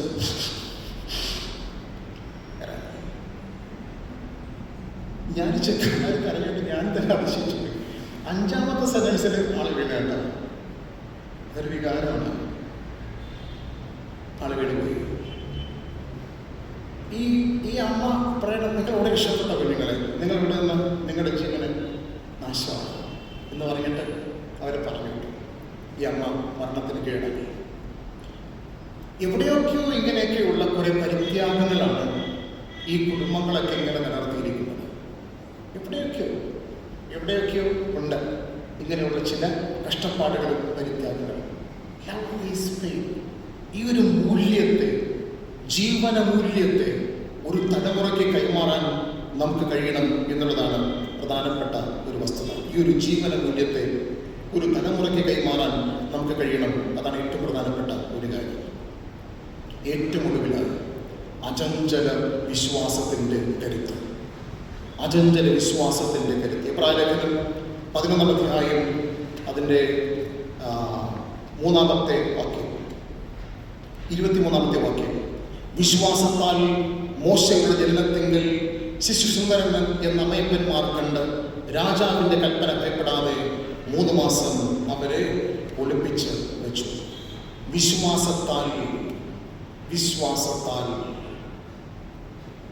വിശ്വാസം ഒരു വേ ഓഫ് ലൈഫ്. ഞാൻ അങ്ങനെ ആമുഖത്തിൽ പറഞ്ഞത് അതൊരു ജീവിതക്രമമാണ്. ഈ അമ്മ ഇതെല്ലാം ചെയ്തത് വേദപുസ്തകം 2 കാര്യങ്ങളാണ് പറയുന്നത്. 1 വിശ്വാസം, 2 ദൈവഭയം. 2 കാര്യങ്ങൾ നമ്മൾ കുഞ്ഞു നാൾ മുതലേ കേൾക്കുന്ന 2 പദങ്ങൾ. ഇത്രയും കരുത്തുള്ള പ്രവർത്തനങ്ങൾ ചെയ്യാൻ പ്രേരകവും പ്രചോദനവും ആയി മാറിയത് 2 കാര്യങ്ങളിലാണ്. 2 കാര്യങ്ങൾ. 1, ഇവർ പുലർത്തിയ അചഞ്ചലമായ വിശ്വാസം, പ്രതീക്ഷാനിർഭരമായ വിശ്വാസം. 2, ഇവരുടെ ജീവിതത്തിൽ അവർ ഏറ്റെടുത്ത ദൈവഭയം, ദൈവഹിതം നിറവേറ്റുക എന്ന ദൈവഭയം. എന്നെ കേൾക്കുന്ന ദൈവജനമേ, ഈ വിശ്വാസത്തിൻ്റെ അനുരണനങ്ങളിൽ ജീവിക്കാൻ നമുക്ക് കഴിയണം. അതാണ് ഏറ്റവും പ്രധാനപ്പെട്ടത്. ഫെയ്ത്ത് എന്ന് പറയുന്ന ലൈഫ് കാറ്റലിസ്റ്റാണ്. നമുക്ക് എന്തും അസാധ്യമായത് ചെയ്യാൻ, കൃപയോടെ ചെയ്യാൻ, കരുത്തോടെ ചെയ്യാൻ, സധൈര്യം ചെയ്യാൻ നമ്മളെ പ്രേരിപ്പിക്കുന്ന ഒന്നാണ് വിശ്വാസം. അതുകൊണ്ട് ഈ വിശ്വാസത്തിൽ വന്ന പതർച്ചയും ഇടർച്ചയും ജീവിതത്തിൻ്റെ പതർച്ചയും ഇടർച്ചയുമാണ്. അത് ഒരിക്കലും നഷ്ടപ്പെട്ടു പോകരുത്. ഓക്കെ, നമ്മുടെ ഈ കാലഘട്ടത്തിൽ ഇത് നമ്മൾ ഈ അടുത്ത കാലത്ത് സാറിനൊക്കെ അറിയാം, നെല്ലിക്കാക്കുഴി എന്നൊരു പള്ളിയിൽ കാഞ്ഞിരംകുളത്തിനടുത്ത് ഞാൻ അച്ഛനായിരുന്നു പൂജപ്പുര വരുന്നതിന് മുമ്പ്. ആ ദൈവാലയം ഇപ്പോൾ 100 വർഷമാവുകയാണ്. 100 വർഷം കഴിഞ്ഞ് ആ കെട്ടിടം വന്നിട്ട്, അവിടെ ദൈവാലയം വന്നിട്ടല്ല, ആ ദൈവാലയ സഭാ ഹാൾ പണിതിട്ട് 100 വർഷമാവുകയാണ്. 100 വർഷം കഴിഞ്ഞാൽ പിന്നെ ഇത് പുതുക്കി പണിയാൻ എന്താണ് ഈ പുരാവസ്തു ഗവേഷണ സംഘത്തിൻ്റെ അനുമതിയൊക്കെ ആവശ്യമാണ്. കുറേ നൂലാമലകൾ അതിൻ്റെ പിന്നിലുണ്ട്. ചിലതൊക്കെ അസാധ്യമാണ്. അപ്പോൾ ഞാനവിടെ ഇരിക്കുമ്പോൾ ഏതാണ്ട് ഒരു 6-7 വർഷങ്ങൾക്ക് മുമ്പ് അവിടെ സഭയിൽ വളരെ ഗണ്യമായൊരു ചർച്ച വന്നു. ഇവിടെ ഈ ദൈവാലയമൊക്കെ ഒന്ന് ഇടിച്ച് പൊളിച്ച് കളഞ്ഞിട്ട് ഒരു 10 കോടിയുടെ പള്ളി ചെയ്യണം, ഒരു വലിയ പള്ളി ചെയ്യണം എന്നുള്ള ഒരു വലിയ പ്രോജക്റ്റ് അവിടെ വന്നു. അപ്പം അങ്ങനെ ഒരു തിരുസഭായം വിളിച്ചു കൂട്ടി. അപ്പം ഇങ്ങനെ 2 പേരും കൂടെ അപ്പുറത്ത് ഇപ്പുറത്ത് തർക്കിക്കുന്നു, കാര്യങ്ങൾ പറയുന്നു, ചിലർ ആവേശം കൊള്ളുന്നു, ഇങ്ങനെ പല രീതിയിൽ സംസാരം അവിടെ വരും. ഇതെല്ലാം കഴിഞ്ഞിട്ട് ചർച്ച് സെക്രട്ടറി പറഞ്ഞു, ഇനി നമ്മുടെ അസോസിയേറ്റ് അച്ഛൻ അരുണച്ഛൻ എന്തെങ്കിലും പറയാനുണ്ടോ? ഞാൻ പറഞ്ഞു, നിങ്ങളുടേതായ ഒരു ആത്മാഭിമാനത്തിന് നിറവിൽ നിന്നുകൊണ്ട് 10 കോടിയോ 15 കോടിയോ ഒരു ബ്രഹ്മാണ്ഡ പള്ളിയുടെ പണിയുമായിരിക്കും, വെൽ ആൻഡ് ഫൈൻ, നല്ലത്. പക്ഷെ എനിക്കൊരൊറ്റ ചോദ്യമുള്ളൂ, നിങ്ങളുടെ എത്ര കോടിയുടെ പള്ളി പണിതാലും ഈ പള്ളിയിൽ നിങ്ങളുടെ മക്കളുടെ മക്കളും ഉണ്ടാകുമോ?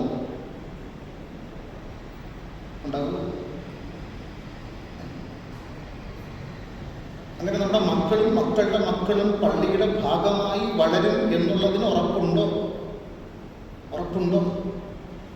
എങ്കിൽ നിങ്ങൾ എത്ര കോടികളെ നിക്ഷേപിച്ചോ? അല്ലാതെ നമ്മുടെ മക്കളുടെ ഇല്ല, മക്കളുടെ മക്കൾ ഈ പള്ളിയിലില്ല എങ്കിൽ പിന്നെ ഈ കോടികളുടെ നിക്ഷേപത്തിൽ ഈ പഴയ പള്ളി പോലെ. അചഞ്ചലമായ വിശ്വാസത്തിൻ്റെ കരുത്ത് നമുക്കുണ്ടാകട്ടെ. ജപ്പാനിൽ മിൻസുഷി എന്ന് പറയുന്ന ഒരു ബുദ്ധ ഗുരു ഉണ്ടായിരുന്നു. അപ്പോൾ അദ്ദേഹത്തിൻ്റെ വലിയ താല്പര്യം ഈ ബുദ്ധമത ഗ്രന്ഥങ്ങൾ ജാപ്പനീസ് ഭാഷയിലേക്ക് പരിഭാഷപ്പെടുത്തണമെന്നാണ്.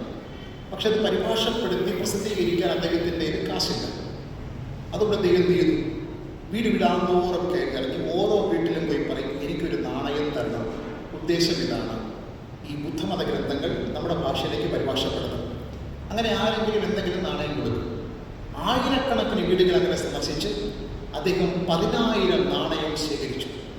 10,000 നാണയം ശേഖരിച്ചിട്ട് ഈ പണം കൊണ്ട് പരിഭാഷ ആരംഭിച്ച് പ്രസിദ്ധീകരിക്കാനുള്ള എല്ലാ ഒരുക്കങ്ങളും ചെയ്തു. അപ്പോൾ ജപ്പാനിൽ പെട്ടെന്ന് ഭൂകമ്പമുണ്ടായി. അവിടെ വീട് നഷ്ടപ്പെട്ടവർ, ബന്ധുക്കൾ നഷ്ടപ്പെട്ടവർ, സ്വന്തം വസ്തുവകൾ അന്യാധീനമായി പോയവർ, ഇതിൽ ഒരുപാട് പേരുണ്ട്. ഒരുപാട് സങ്കടങ്ങൾ കണ്ടപ്പോൾ മനസ്സോടുകൂടിയാണെങ്കിലും ഇദ്ദേഹം ഈ 10,000 നാണയം അതിനു വേണ്ടി കൊടുത്തു. അടുത്ത വർഷം വീണ്ടും തുടങ്ങി. ഇങ്ങനെ 1000 വീടുകൾ സന്ദർശിച്ച് നാണയം ചോദിക്കും, നാണയം ശേഖരിച്ച് 10,000 നാണയം ശേഖരിച്ചു. വീണ്ടും ബുക്ക് പ്രസിദ്ധീകരിക്കാനുള്ള ഒരു പരിശ്രമത്തിനായി.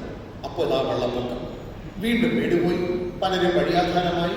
അവരെ സംരക്ഷിക്കാൻ വേണ്ടി സന്നദ്ധ സംഘടനകൾ വന്നു. അവർക്ക് ഈ 10,000 നാണയം വീണ്ടും കൊടുത്തു. 3-ാമത്തെ വർഷം വീണ്ടും തുടങ്ങി. ഒരു നാണയത്തിനും എനിക്ക് പരിഭാഷപ്പെടുത്തണം, നാണയത്തിനും പരിഭാഷപ്പെടുത്തണം. അക്കൊല്ലം ഭാഗ്യത്തിന് പ്രശ്നമൊന്നും ഉണ്ടായില്ല. അങ്ങനെ അദ്ദേഹം ബുദ്ധമത ഗ്രന്ഥങ്ങൾ ജാപ്പനീസ് ഭാഷയിലേക്ക് പരിഭാഷപ്പെടുത്തിയിട്ട് ആ പുസ്തകത്തിൻ്റെ ആമുഖത്തിൽ അദ്ദേഹം പറഞ്ഞിരിക്കുന്ന ഒരു സെൻസ് സുഷി എന്ന് പറയുന്ന ആ ഗുരു പറഞ്ഞിരിക്കുന്ന സെൻസ് എങ്ങനെയാണ്? ഇത് ഈ പുസ്തകത്തിൻ്റെ 3-ാം പതിപ്പാണ്. ആദ്യത്തെ 2 പതിപ്പുകൾ അക്ഷരരൂപത്തിലായിരുന്നില്ല എന്നേ ഉള്ളൂ. അത് സ്നേഹകർമ്മങ്ങളായി മാറ്റപ്പെട്ടു. ഇത് ഈ പുസ്തകത്തിൻ്റെ 3-ാമത്തെ എഡിഷനാണ്. ഇത് അക്ഷരത്തിൽ.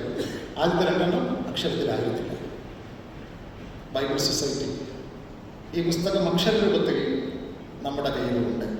ഓക്കെ, പക്ഷെ ഇനി വേണ്ടത് ഇതിൻ്റെ അടുത്ത പതിപ്പുകളാണ്. എന്താണ്? സ്നേഹകർമ്മങ്ങളായി ഇത് പരിണമിക്കണം. അതിന് കർത്താവ് നമ്മെ സഹായിക്കട്ടെ. താങ്ക് യു അച്ഛൻ. വളരെ അർത്ഥവത്തായ സന്ദേശം നമുക്ക് നൽകിയ അച്ഛന് Bible society of India Kerala ഓക്സിലറിയുടെ പേരുള്ള നന്ദി സമയം അർപ്പിക്കുന്നു. അടുത്തതായി കൃതജ്ഞത അർപ്പിക്കുന്നതിലേക്കായി auxiliary treasurer doctor Sabu T Thomas അങ്കിളിനെ ക്ഷണിക്കും.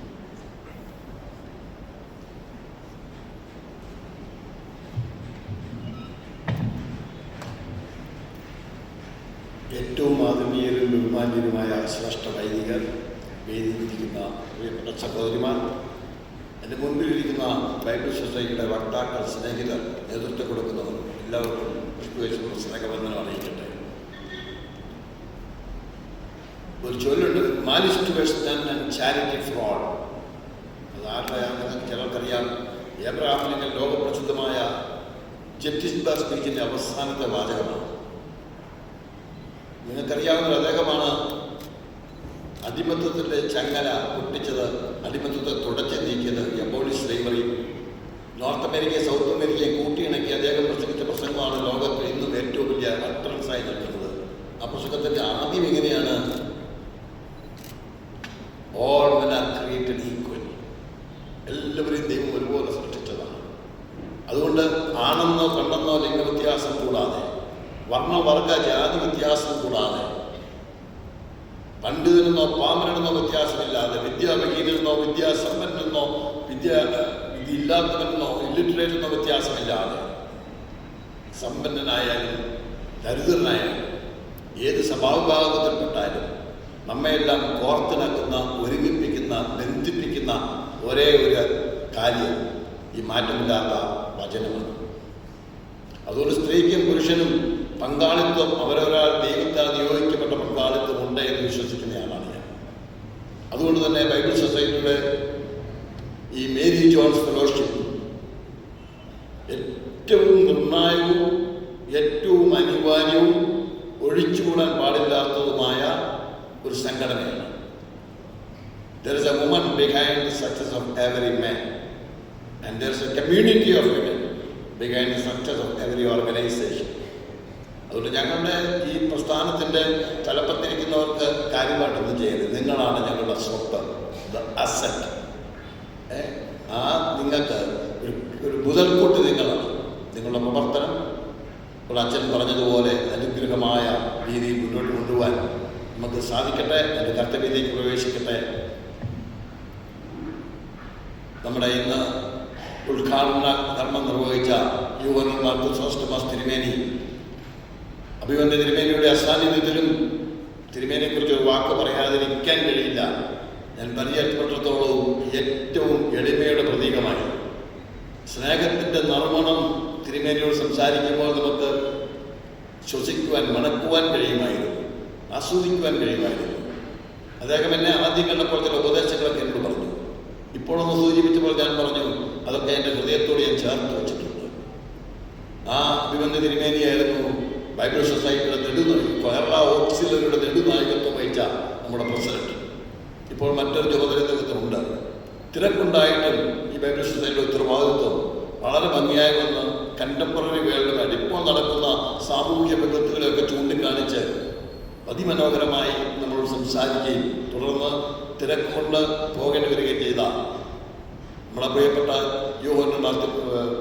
തിരുമേനിയോടുള്ള അഗീതമായ നന്ദി ഈ ഫെലോഷിപ്പിൻ്റെ പേരിലും ബൈബിൾ സെറ്റിൻ്റെ പേരിലും ആദ്യമായി ഞാൻ അറിയിക്കട്ടെ.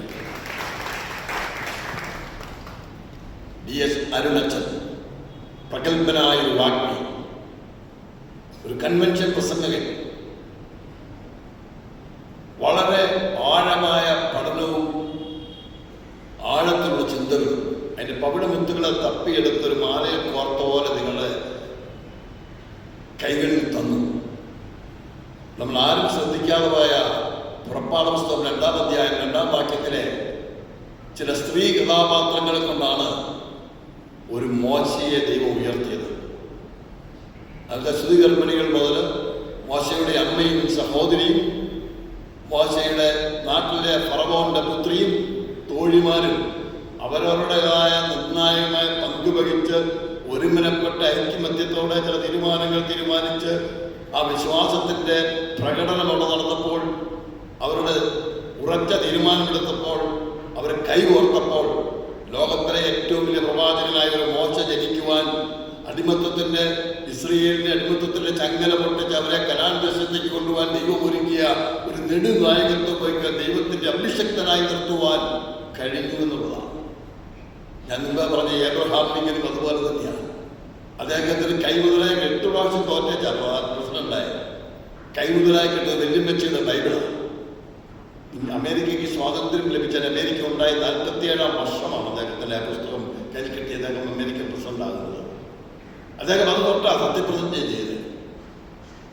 അതേ പുസ്തകം അമേരിക്കയിലെ മ്യൂസിയത്തിൽ സൂക്ഷിച്ചു വെച്ചിരുന്ന പുസ്തകം എടുത്ത് കഴിഞ്ഞ തിങ്കളാഴ്ച ട്രംപ് എന്ന അമേരിക്കൻ പ്രസിഡന്റ് വെല്ലുവിളിച്ച് കൊടുത്ത വേറൊരു പുസ്തകം, 2 പുസ്തകം കൂടി ട്രംപിന്റെ ഭാര്യ ഇങ്ങനെ പിടിച്ചുകൊണ്ട് നിൽക്കുമ്പോഴാണ് അതേ തൊട്ടാണ് ഇപ്പോഴത്തെ അമേരിക്കൻ പ്രസിഡന്റ് ഡൊണാൾഡ് ട്രംപ് സത്യപ്രതിജ്ഞ ചെയ്തത്.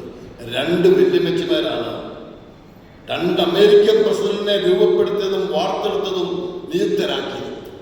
നിങ്ങളെ ദൈവം തന്നിരിക്കുന്ന നിക്ഷിപ്തമായ കർത്തവ്യം കൊണ്ട്, നിങ്ങളുടെ ഇടപെടൽ കൊണ്ട്, നിങ്ങളുടെ സ്നേഹം കൊണ്ട്, ഇപ്പോൾ അച്ഛൻ പറഞ്ഞതുപോലെ ആ 4-5 സ്ത്രീ കഥാപാത്രങ്ങൾ ചെയ്തതുപോലെ നിങ്ങൾ ചെയ്താൽ ആ സ്നേഹത്തിന്റെ പരിമളം എന്നറിയാൻ ആ ഒരു തലോടൽ, സ്വാന്തനം, ഇടപെടൽ, നിങ്ങളുടെ സഹനം, നിങ്ങളുടെ കരുണ ഒക്കെ സമൂഹത്തിൽ, കുടുംബത്തിൽ, വ്യക്തികളിൽ വലിയ രൂപാന്തരങ്ങൾ വരുത്തുന്ന ലോകത്തെ മുഴുവനൊന്നും അട്ടിമറിക്കണ്ട. സ്വന്തം കുടുംബത്തിൽ, ചുറ്റുവട്ടങ്ങളിൽ, അധ്യാപകരാണെങ്കിൽ ക്ലാസ് മുറികളിൽ, അയൽലോകങ്ങളിൽ you can make a difference. അതിന് ഇത് ആധാരമാണ്. അച്ഛാ, ഒരുപാട് നന്ദിയുണ്ട്. We appreciate your scholarly speech. ഇരിക്കുന്ന അച്ഛന്മാരെല്ലാം നമ്മുടെ ബൈബിൾ സൊസൈറ്റിയുടെ നെടുംതൂണുകളാണ്. നീട്ടി പറയുന്ന കാര്യമില്ല. ചിബുവച്ചൻ ഇന്നലെ ഉച്ച മുതലുണ്ട് ഈ കോട്ടയം പട്ടണത്തിലെ പത്തോമാക്കാരനെ കത്തീഡ്രലായത് അത് മുഴുവൻ തുറന്നിട്ട് എന്തെല്ലാം സഹായം ചെയ്യാമോ അതെല്ലാം ചെയ്ത് ഞങ്ങൾക്ക് വേണ്ടി നിർദ്ദേശങ്ങൾ തന്ന് ഞങ്ങളൊപ്പം നിന്ന ഈ ഇടവകയുടെ സീനിയർ വികാരി ഷിബുവച്ചൻ അച്ഛാ, ഒരുപാട് നന്ദി. Thank you. ഞങ്ങളുടെ ജോജു മനച്ചൻ കോട്ടയം ചാപ്റ്ററിൻ്റെ പ്രസിഡന്റാണ്. എല്ലാ മീറ്റിങ്ങുകളിലും ഉത്തരവാദിത്വത്തോടെ കൃത്യമായി നേതൃത്വം കൊടുത്ത് കോട്ടയം ചാപ്റ്ററിനെ ഇത്ര വളർത്തുവാൻ ഇവിടുത്തെ സെക്രട്ടറി ജയിക്കപ്പിയോട് കൂടി ചേർന്ന് അത് ഇടവകാംഗമാണ് ഒരുമിച്ച് കൈകോർത്ത് പ്രവർത്തിച്ച് ഞങ്ങളെയൊക്കെ ഉത്സാഹിപ്പിച്ച ഞാൻ അച്ഛൻ്റെ കീഴിൽ വൈസ് പ്രസിഡന്റായിട്ട് നേരത്തെ സേവനം അനുഷ്ഠിച്ചിട്ടുള്ളതാണ്. ആ അച്ഛനോടുള്ള പ്രത്യേകമായ നന്ദിയും അനുമോദനവും ഈ സമയത്ത് അറിയിക്കട്ടെ. പ്രിയ യേശുദാസൻ ഈ മർത്തോമാ സഭയിൽ റിട്ടയർ ചെയ്ത അച്ഛനാണ്. എന്നാൽ സുവിശേഷത്തോടും ബൈബിൾ സൊസൈറ്റിയോടുള്ള അകായികമായ സ്നേഹവും താല്പര്യം കൊണ്ടാണ് ഇന്നിവിടെ സന്നിഹിതനായിരിക്കുന്നത്. അച്ഛൻ്റെ സാന്നിധ്യം ഞങ്ങൾക്ക് അനുഗ്രഹമാണ്. താങ്ക് യു അച്ഛൻ. അച്ഛനോട് പ്രത്യേക നന്ദി അറിയിക്കുന്നു. യൂരോപ്പിലൂടെ അച്ഛൻ ബാൻഡ് ചർച്ചിലെ ശക്തനായ ഒരു വൈദികനാണ്. ബൈബിൾ സൊസൈറ്റിയിൽ റിട്രീറ്റ് ഉണ്ടായിരുന്നു. എല്ലാ പ്രവർത്തനങ്ങളും സജീവ സാന്നിധ്യമാണ്. തൊടുപുഴയുടെ പ്രസിഡന്റാണ്. ആ അച്ഛൻ ഇന്ന് ഇവിടെ സന്നിധിയിലായിരിക്കുന്നത് അച്ഛൻ്റെ സാന്നിധ്യം കൊണ്ടും അച്ഛൻ്റെ കൈത്താങ്ങൽ കൊണ്ടും ഞങ്ങളേറെ അനുഗ്രഹിക്കപ്പെട്ടിരിക്കുന്നു. Thank you very much. 2 പ്രിയ സഹോദരിമാർ, പ്രിയ സുജ മാഡം എന്ന് പറയുന്നത് പ്രഗത്ഭനായ ഒരു പട്ടക്കാരൻ്റെ പുത്രി എന്ന നിലയിൽ, അതുപോലെ തന്നെ കൊച്ചിൻ ഓയിൽ റിഫൈനറിയുടെ സിഇഒയുടെ ഭാര്യ എന്ന നിലയിൽ, ഒരു എഞ്ചിനീയർ പ്രൊഫഷണൽ എന്ന നിലയിലും അതിനെല്ലാം ഉപരിയായി ബൈബിൾ സൊസൈറ്റി ഓക്സിലറി കമ്മിറ്റിയിലും ബൈബിൾ സൊസൈറ്റിയുടെ നാഷണൽ കൗൺസിലും ഒക്കെ അംഗമായ എല്ലാ കാര്യത്തിലും അവരുടെ ഭാര്യ മിനുമാതി സാർ പുറകിലുണ്ട്. ഭാര്യയും ഭർത്താവും ഒരുമിച്ച് കൈ ഓർത്ത് പിടിച്ച് അവരൊരുമയോടെ വന്ന്, നിങ്ങൾക്കറിയാം റിട്രീറ്റിന് മണിക്കൂറുകൾ തലേ ദിവസം വന്ന് പിറ്റേ ദിവസം വന്ന് ഇത് രജിസ്ട്രേഷൻ മുഴുവൻ കൈകാര്യം ചെയ്ത് എല്ലാവർക്കും മുഴുവൻ അക്കോമഡേഷൻ കൊടുത്തത്. ഇന്നും വളരെ നേരത്തെ തന്നെ ഇത് സജീവമായി ഇവിടെ നിൽക്കാമെന്ന് പറഞ്ഞ എല്ലാ കാര്യങ്ങളും നേരത്തെ തലേ ദിവസം കാലേ കൊണ്ട് ചെയ്യുന്ന അറ്റ്മോസ്റ്റ് മെറ്റിക്കുലസ് കെയർ കൊടുക്കുന്ന ഒരു കപ്പിൾ. അവരാണ് ഈ ബൈബിൾ സൊസൈറ്റിക്ക് ഒരു അസറ്റാണ്, ഒരു അനുഗ്രഹമാണ്. അതുകൊണ്ട് ഞാൻ സുജാ മാഡത്തെ മാത്രമല്ല മിനുമാത്തു സാറിനെ ഉൾപ്പെടെ ചേർത്ത് ഞങ്ങളുടെ നന്ദി അറിയിക്കുകയാണ്. Thank you. റീബ, ഈ കോട്ടയം വിമൻസ് ഫെലോഷിപ്പിൻ്റെ സെക്രട്ടറി, അതിനു മുമ്പ് തന്നെ ബൈബിൾ സൊസൈറ്റിയുടെ കോട്ടയം ചാപ്റ്ററിൻ്റെ വളരെ സജീവ സാന്നിധ്യമാണ്. നമ്മുടെ ജേക്കബിയും റീബയും ചേർന്നാണ് ഇവരെ ഒരുമിച്ച് ഭംഗിയാക്കി ഒരു കൊയർ രൂപീകരിച്ചത്. എല്ലാ പ്രവർത്തനവും മുമ്പിലുണ്ട്, എല്ലാ കാര്യത്തിലും കൈത്താങ്ങാണ്. ഒരു സ്ത്രീകളുടെ ഒരു നിറസാന്നിധ്യമായി ഞങ്ങളോടൊപ്പം, ഈ കോട്ടയം ചാപ്റ്ററിനോടൊപ്പം, ബൈബിൾ സൊസൈറ്റിയോടൊപ്പം എന്നും നിലകൊണ്ടിരിക്കുന്നു. ആ റീബായുള്ള പ്രത്യേക നന്ദി ഞങ്ങൾ നിങ്ങളുടെ ദിവസം കണ്ടെത്തുന്നു. 1-2 പേരൊക്കെ പറഞ്ഞ് അവസാനിപ്പിച്ചോളെ. ഈ കൊയർ അവൾ വളരെ കൃത്യതയോടെ പാട്ടുകൾ പാടുവാൻ നേരത്തെയും പല പരിപാടികളിലും റിട്രീറ്റിലും ഒക്കെ ഇവർ തന്നെയാണ് പാടിയത്. കോട്ടയം ചാപ്റ്ററാണ് നിങ്ങളെ ഹോസ്റ്റ് ചെയ്യുന്നത്. കോട്ടയം ബൈബിൾ സൊസൈറ്റി ചാപ്റ്ററിൻ്റെ കൊയറാണ്. അതിമനോഹരമായി പാടുവാൻ നേരത്തെ കാലങ്ങളിൽ എത്തി. ഇതൊക്കെ വീട്ടമ്മമാരും ഉത്തരവാദിത്തമുള്ളവരൊക്കെയാണ്.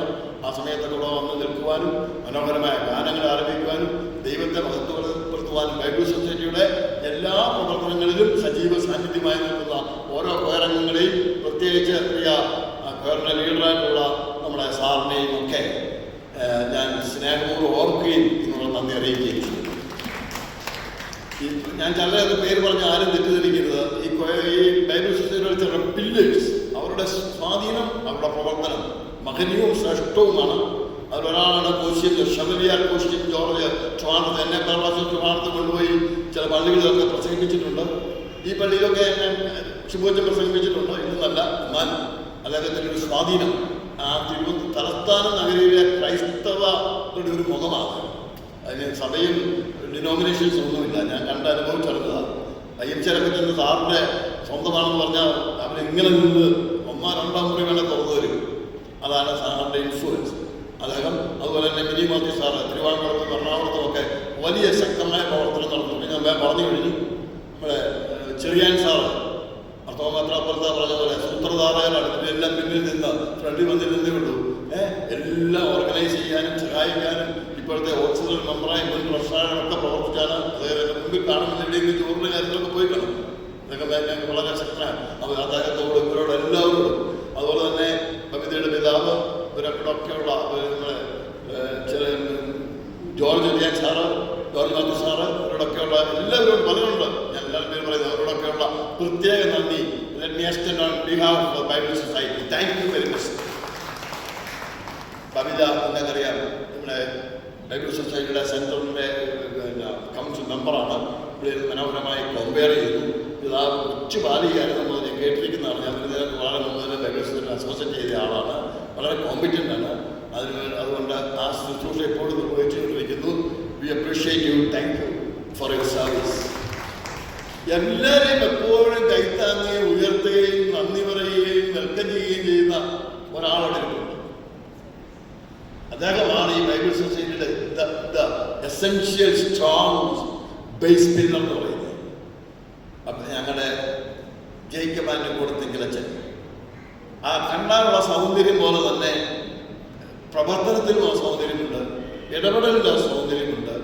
വ്യക്തിപരമായ എല്ലാ കാര്യങ്ങളും ശ്രദ്ധയോടെ തന്നെ വീക്ഷിക്കാറുണ്ട്. ചെറുതും വലുതുമായ കാര്യങ്ങളിലൊക്കെ തന്നെ കണ്ണു ചെന്നുകൊടുക്കും. വളരെ നേരത്തെ തന്നെ ഉണ്ടല്ലോ, failing to prepare is preparing to fail എന്ന് പറയുന്നത്. ഒരുങ്ങാൻ പരാജയപ്പെട്ടാൽ പരാജയത്തിന് ഒരുങ്ങുക എന്നാണ്. അച്ഛൻ ഒരിക്കലും പരാജയപ്പെടുകയില്ല. കാരണം is well prepared for everything. വളരെ സ്നേഹപുരസ്സരം എല്ലാവരോടും. എന്തോ ഒരു സ്നേഹമാണെന്ന് പറയും. എന്നോടൊക്കെ വലിയ ബഹുമാനം കാണിക്കുന്നത് എനിക്ക് തന്നെ നാണം വരിക. കുപ്പായമുള്ള ഒരു അച്ഛൻ, മനസ്സിലായോ? അത്ര ഇടിൻ്റെയും താഴ്മയും ആ സ്നേഹവും ഒക്കെ വേണ്ടപോലെ ആ വാത്സല്യമൊക്കെ ഞാൻ അനുഭവിച്ചറിഞ്ഞുകൊണ്ടിരിക്കുക. അച്ഛൻ മിടുമിടുക്കനാണ്. Is very vibrant, very diverse, and he has the competency to do anything. Acha, we give you a big salute. We honor you and may God bless you. Thank you. ഇതെല്ലാം പ്രധാനമായും പല ഭാഗങ്ങളിൽ നിന്ന് വന്നിരിക്കുന്ന അവരെ കൊണ്ടുവന്ന ഭർത്താക്കന്മാരുണ്ട്, കൂട്ടിക്കൊണ്ടുവന്ന സഹോദരങ്ങളുണ്ട്. നിങ്ങൾ വിമൻസ് ഫെലോഷിപ്പിൻ്റെ അംഗങ്ങൾ മേരി ജോൺസിൻ്റെ ഹൃദയമുള്ളവരായി ഇവിടെ വന്നിരിക്കുക. നിങ്ങളുടെ വാഞ്ച, ആത്മീയ തീഷ്ണത, നിങ്ങളുടെ താല്പര്യം, നിങ്ങളുടെ ഉത്സാഹം ഒട്ടും കെട്ടുപോകാതെ let it be unfaded and let it shine like a sun. സൂര്യപ്രകാശത്തോടെ അത് ജ്വലിച്ച് നിൽക്കട്ടെ. ഈ ഓർഗനൈസേഷനുമായി ചേർന്ന് കൈകോർത്ത് പിടിച്ച് ഒരു വ്യത്യാസവുമില്ലാതെ എബ്രാഹിം പറഞ്ഞതുപോലെ നമ്മളെല്ലാവരും ഒരുപോലെ ദൈവത്തിലുള്ള ഒരു വ്യത്യാസമില്ലാതെ let us go together, work together and live together and win together for the Lord. You are all most. I appreciate you. Thank you. God bless you. എല്ലാവരും thank you. നമുക്ക് എല്ലാവർക്കും നന്ദി പറയാം. Auxiliary treasurer doctor Sabu T Thomas അങ്കിളിന് നമ്മുടെ ഈ Kerala ഓക്സിലറിയുടെ women ഫെലോഷിപ്പിൻ്റെ പേരിലുള്ള ഹൃദയംഗമായ നന്ദി ഈ സമയം അർപ്പിക്കുന്നു. അടുത്തതായി സമാപന പ്രാർത്ഥനയാണ്. പ്രാർത്ഥനയ്ക്ക് ശേഷം നമ്മുടെ ബ്രാഞ്ച് കവോയർ ഒരു ഗാനം ആലപിക്കും. ആ സമയത്ത് അടുത്ത സെഷന് വേണ്ടിയിട്ടുള്ള സീറ്റിംഗ് അറേഞ്ച്മെൻറ്റ്സ് ആണ്. ഈ സമയം സമാപന പ്രാർത്ഥനയ്ക്കായി Jerusalem Marthoma church vicar reverend Shibu Mathews. എല്ലാവർക്കും എഴുന്നേറ്റ് നിൽക്കാം. നമുക്ക് പ്രാർത്ഥിക്കാം. കരുണാസമ്പന്നനായ ദൈവമേ, സ്വർഗീയ പിതാവേ, അവിടുന്ന് വചനമായി ജഡം ധരിച്ച ഞങ്ങളുടെ പാർത്തു. ആ വചനത്തിൻ്റെ വക്താക്കളായ ലോകത്തിലായിരിക്കാൻ ദൈവം ഞങ്ങളെ ഓരോരുത്തരെയും നിയോഗിച്ചിരിക്കുന്നതിലേക്കായി സ്തോത്രം. പ്രത്യേകിച്ച് ബൈബിൾ സൊസൈറ്റിയുടെ എല്ലാ പ്രവർത്തനവും ഞങ്ങൾ ഓർക്കുന്നു. കേരള ഓക്സിലറിയുടെ പ്രവർത്തനങ്ങളെ ഓർത്ത് സ്തോത്രം ചെയ്യുന്നു. ദ വിമൻ ഫെലോഷിപ്പായിട്ട് ഇന്നിവിടെ ക്രമീകരിച്ച ഈ കൂടിവരവിൽ സംബന്ധിക്കുന്ന എല്ലാവർക്കാരും ദൈവത്തെ സ്തുതിക്കുന്നു. സ്ത്രീകൾ വിശ്വാസ സംരക്ഷകരാകേണ്ട മേഖലകൾ തിരിച്ചറിയുവാനും അവിടെയൊക്കെയും ആ സാക്ഷ്യ ജീവിതം നയിക്കുവാനും അവിടുന്ന് സഹായിക്കണമെന്ന് പ്രാർത്ഥിക്കുന്നു. ഇന്ന് അഭിനന്ദ തിരുമേനിയിലൂടെയും പ്രിയ അരുണച്ചയിലൂടെയൊക്കെ ഞങ്ങൾക്ക് ലഭിച്ച ആത്മീയ ദർശനങ്ങളെ ഓർത്ത് ഞങ്ങൾ നന്ദി കരയിക്കുന്നു. ദൈവമേ, ഞങ്ങളുടെ ജീവിതത്തിൽ ഉൾക്കാഴ്ചയുള്ളവരായും കാര്യപ്രാപ്തിയുള്ളവരായും കൂട്ടായ്മയുടെ കരുത്തോടെ സ്വയാത്യാഗത്തിലൂടെ അചഞ്ചലമായ വിശ്വാസത്തിൻ്റെ കരുത്തിൽ ഞങ്ങളുടെ ഭവനങ്ങളെയും സമൂഹത്തെയും നയിക്കുവാൻ ഏവരെയും സഹായിക്കണം. ഞങ്ങളുടെ മാതാക്കളെ ഓർത്ത് ഞങ്ങൾ ദൈവത്തെ സ്തുതിക്കുകയാണ്. അവർ പകർന്നിട്ടുള്ള വിശ്വാസ മൂല്യങ്ങൾക്കായിട്ടും ജീവിത മാതൃകകൾക്കായിട്ടും സ്തോത്രം ചെയ്യുന്നു. ഞങ്ങളുടെ സഹോദരിമാരെ ഓർത്ത് ദൈവത്തെ സ്തുതിക്കുന്നു. ഞങ്ങളുടെ മക്കളെ ഓർത്ത് ദൈവത്തിന് നന്ദി കരയറ്റുന്നു. നിന്റെ സന്നിധിയിൽ അടുത്തു വരുമ്പോൾ ബന്ധങ്ങളിൽ വിശ്വസ്തരായിട്ട് നിലകൊള്ളുവാൻ ഞങ്ങളെ അവിടുന്ന് സഹായിക്കണമേ. ഈ ദിവസം ഞങ്ങൾക്ക് ഒരുക്കി തന്ന കൂട്ടായ്മയ്ക്കായിട്ട് സ്തുതിക്കുന്നു. പ്രത്യേകിച്ച് കർത്താവേ, ഇതിന് നേതൃത്വം നൽകിയവർ, പിന്നിൽ പ്രവർത്തിച്ച എല്ലാവരെയും തമ്പുരാൻ അവിടുന്ന് അനുഗ്രഹിക്കണമേ. ഞങ്ങളുടെ ഈ ഓക്സിലറിയുടെയും വിവിധ ബ്രാഞ്ചുകളുടെയും ഒക്കെ പ്രവർത്തനം ഏറ്റവും അനുഗ്രഹത്തിന് കാരണമാക്കണം. തുടർന്ന് നടക്കുന്ന എല്ലാ പ്രോഗ്രാമിലും അവിടുത്തെ സാന്നിധ്യം ഉണ്ടാകണമേ. യേശുവിന്റെ നാമത്തിൽ ഞങ്ങൾ അപേക്ഷിക്കുന്നത് കൃപയോടെ.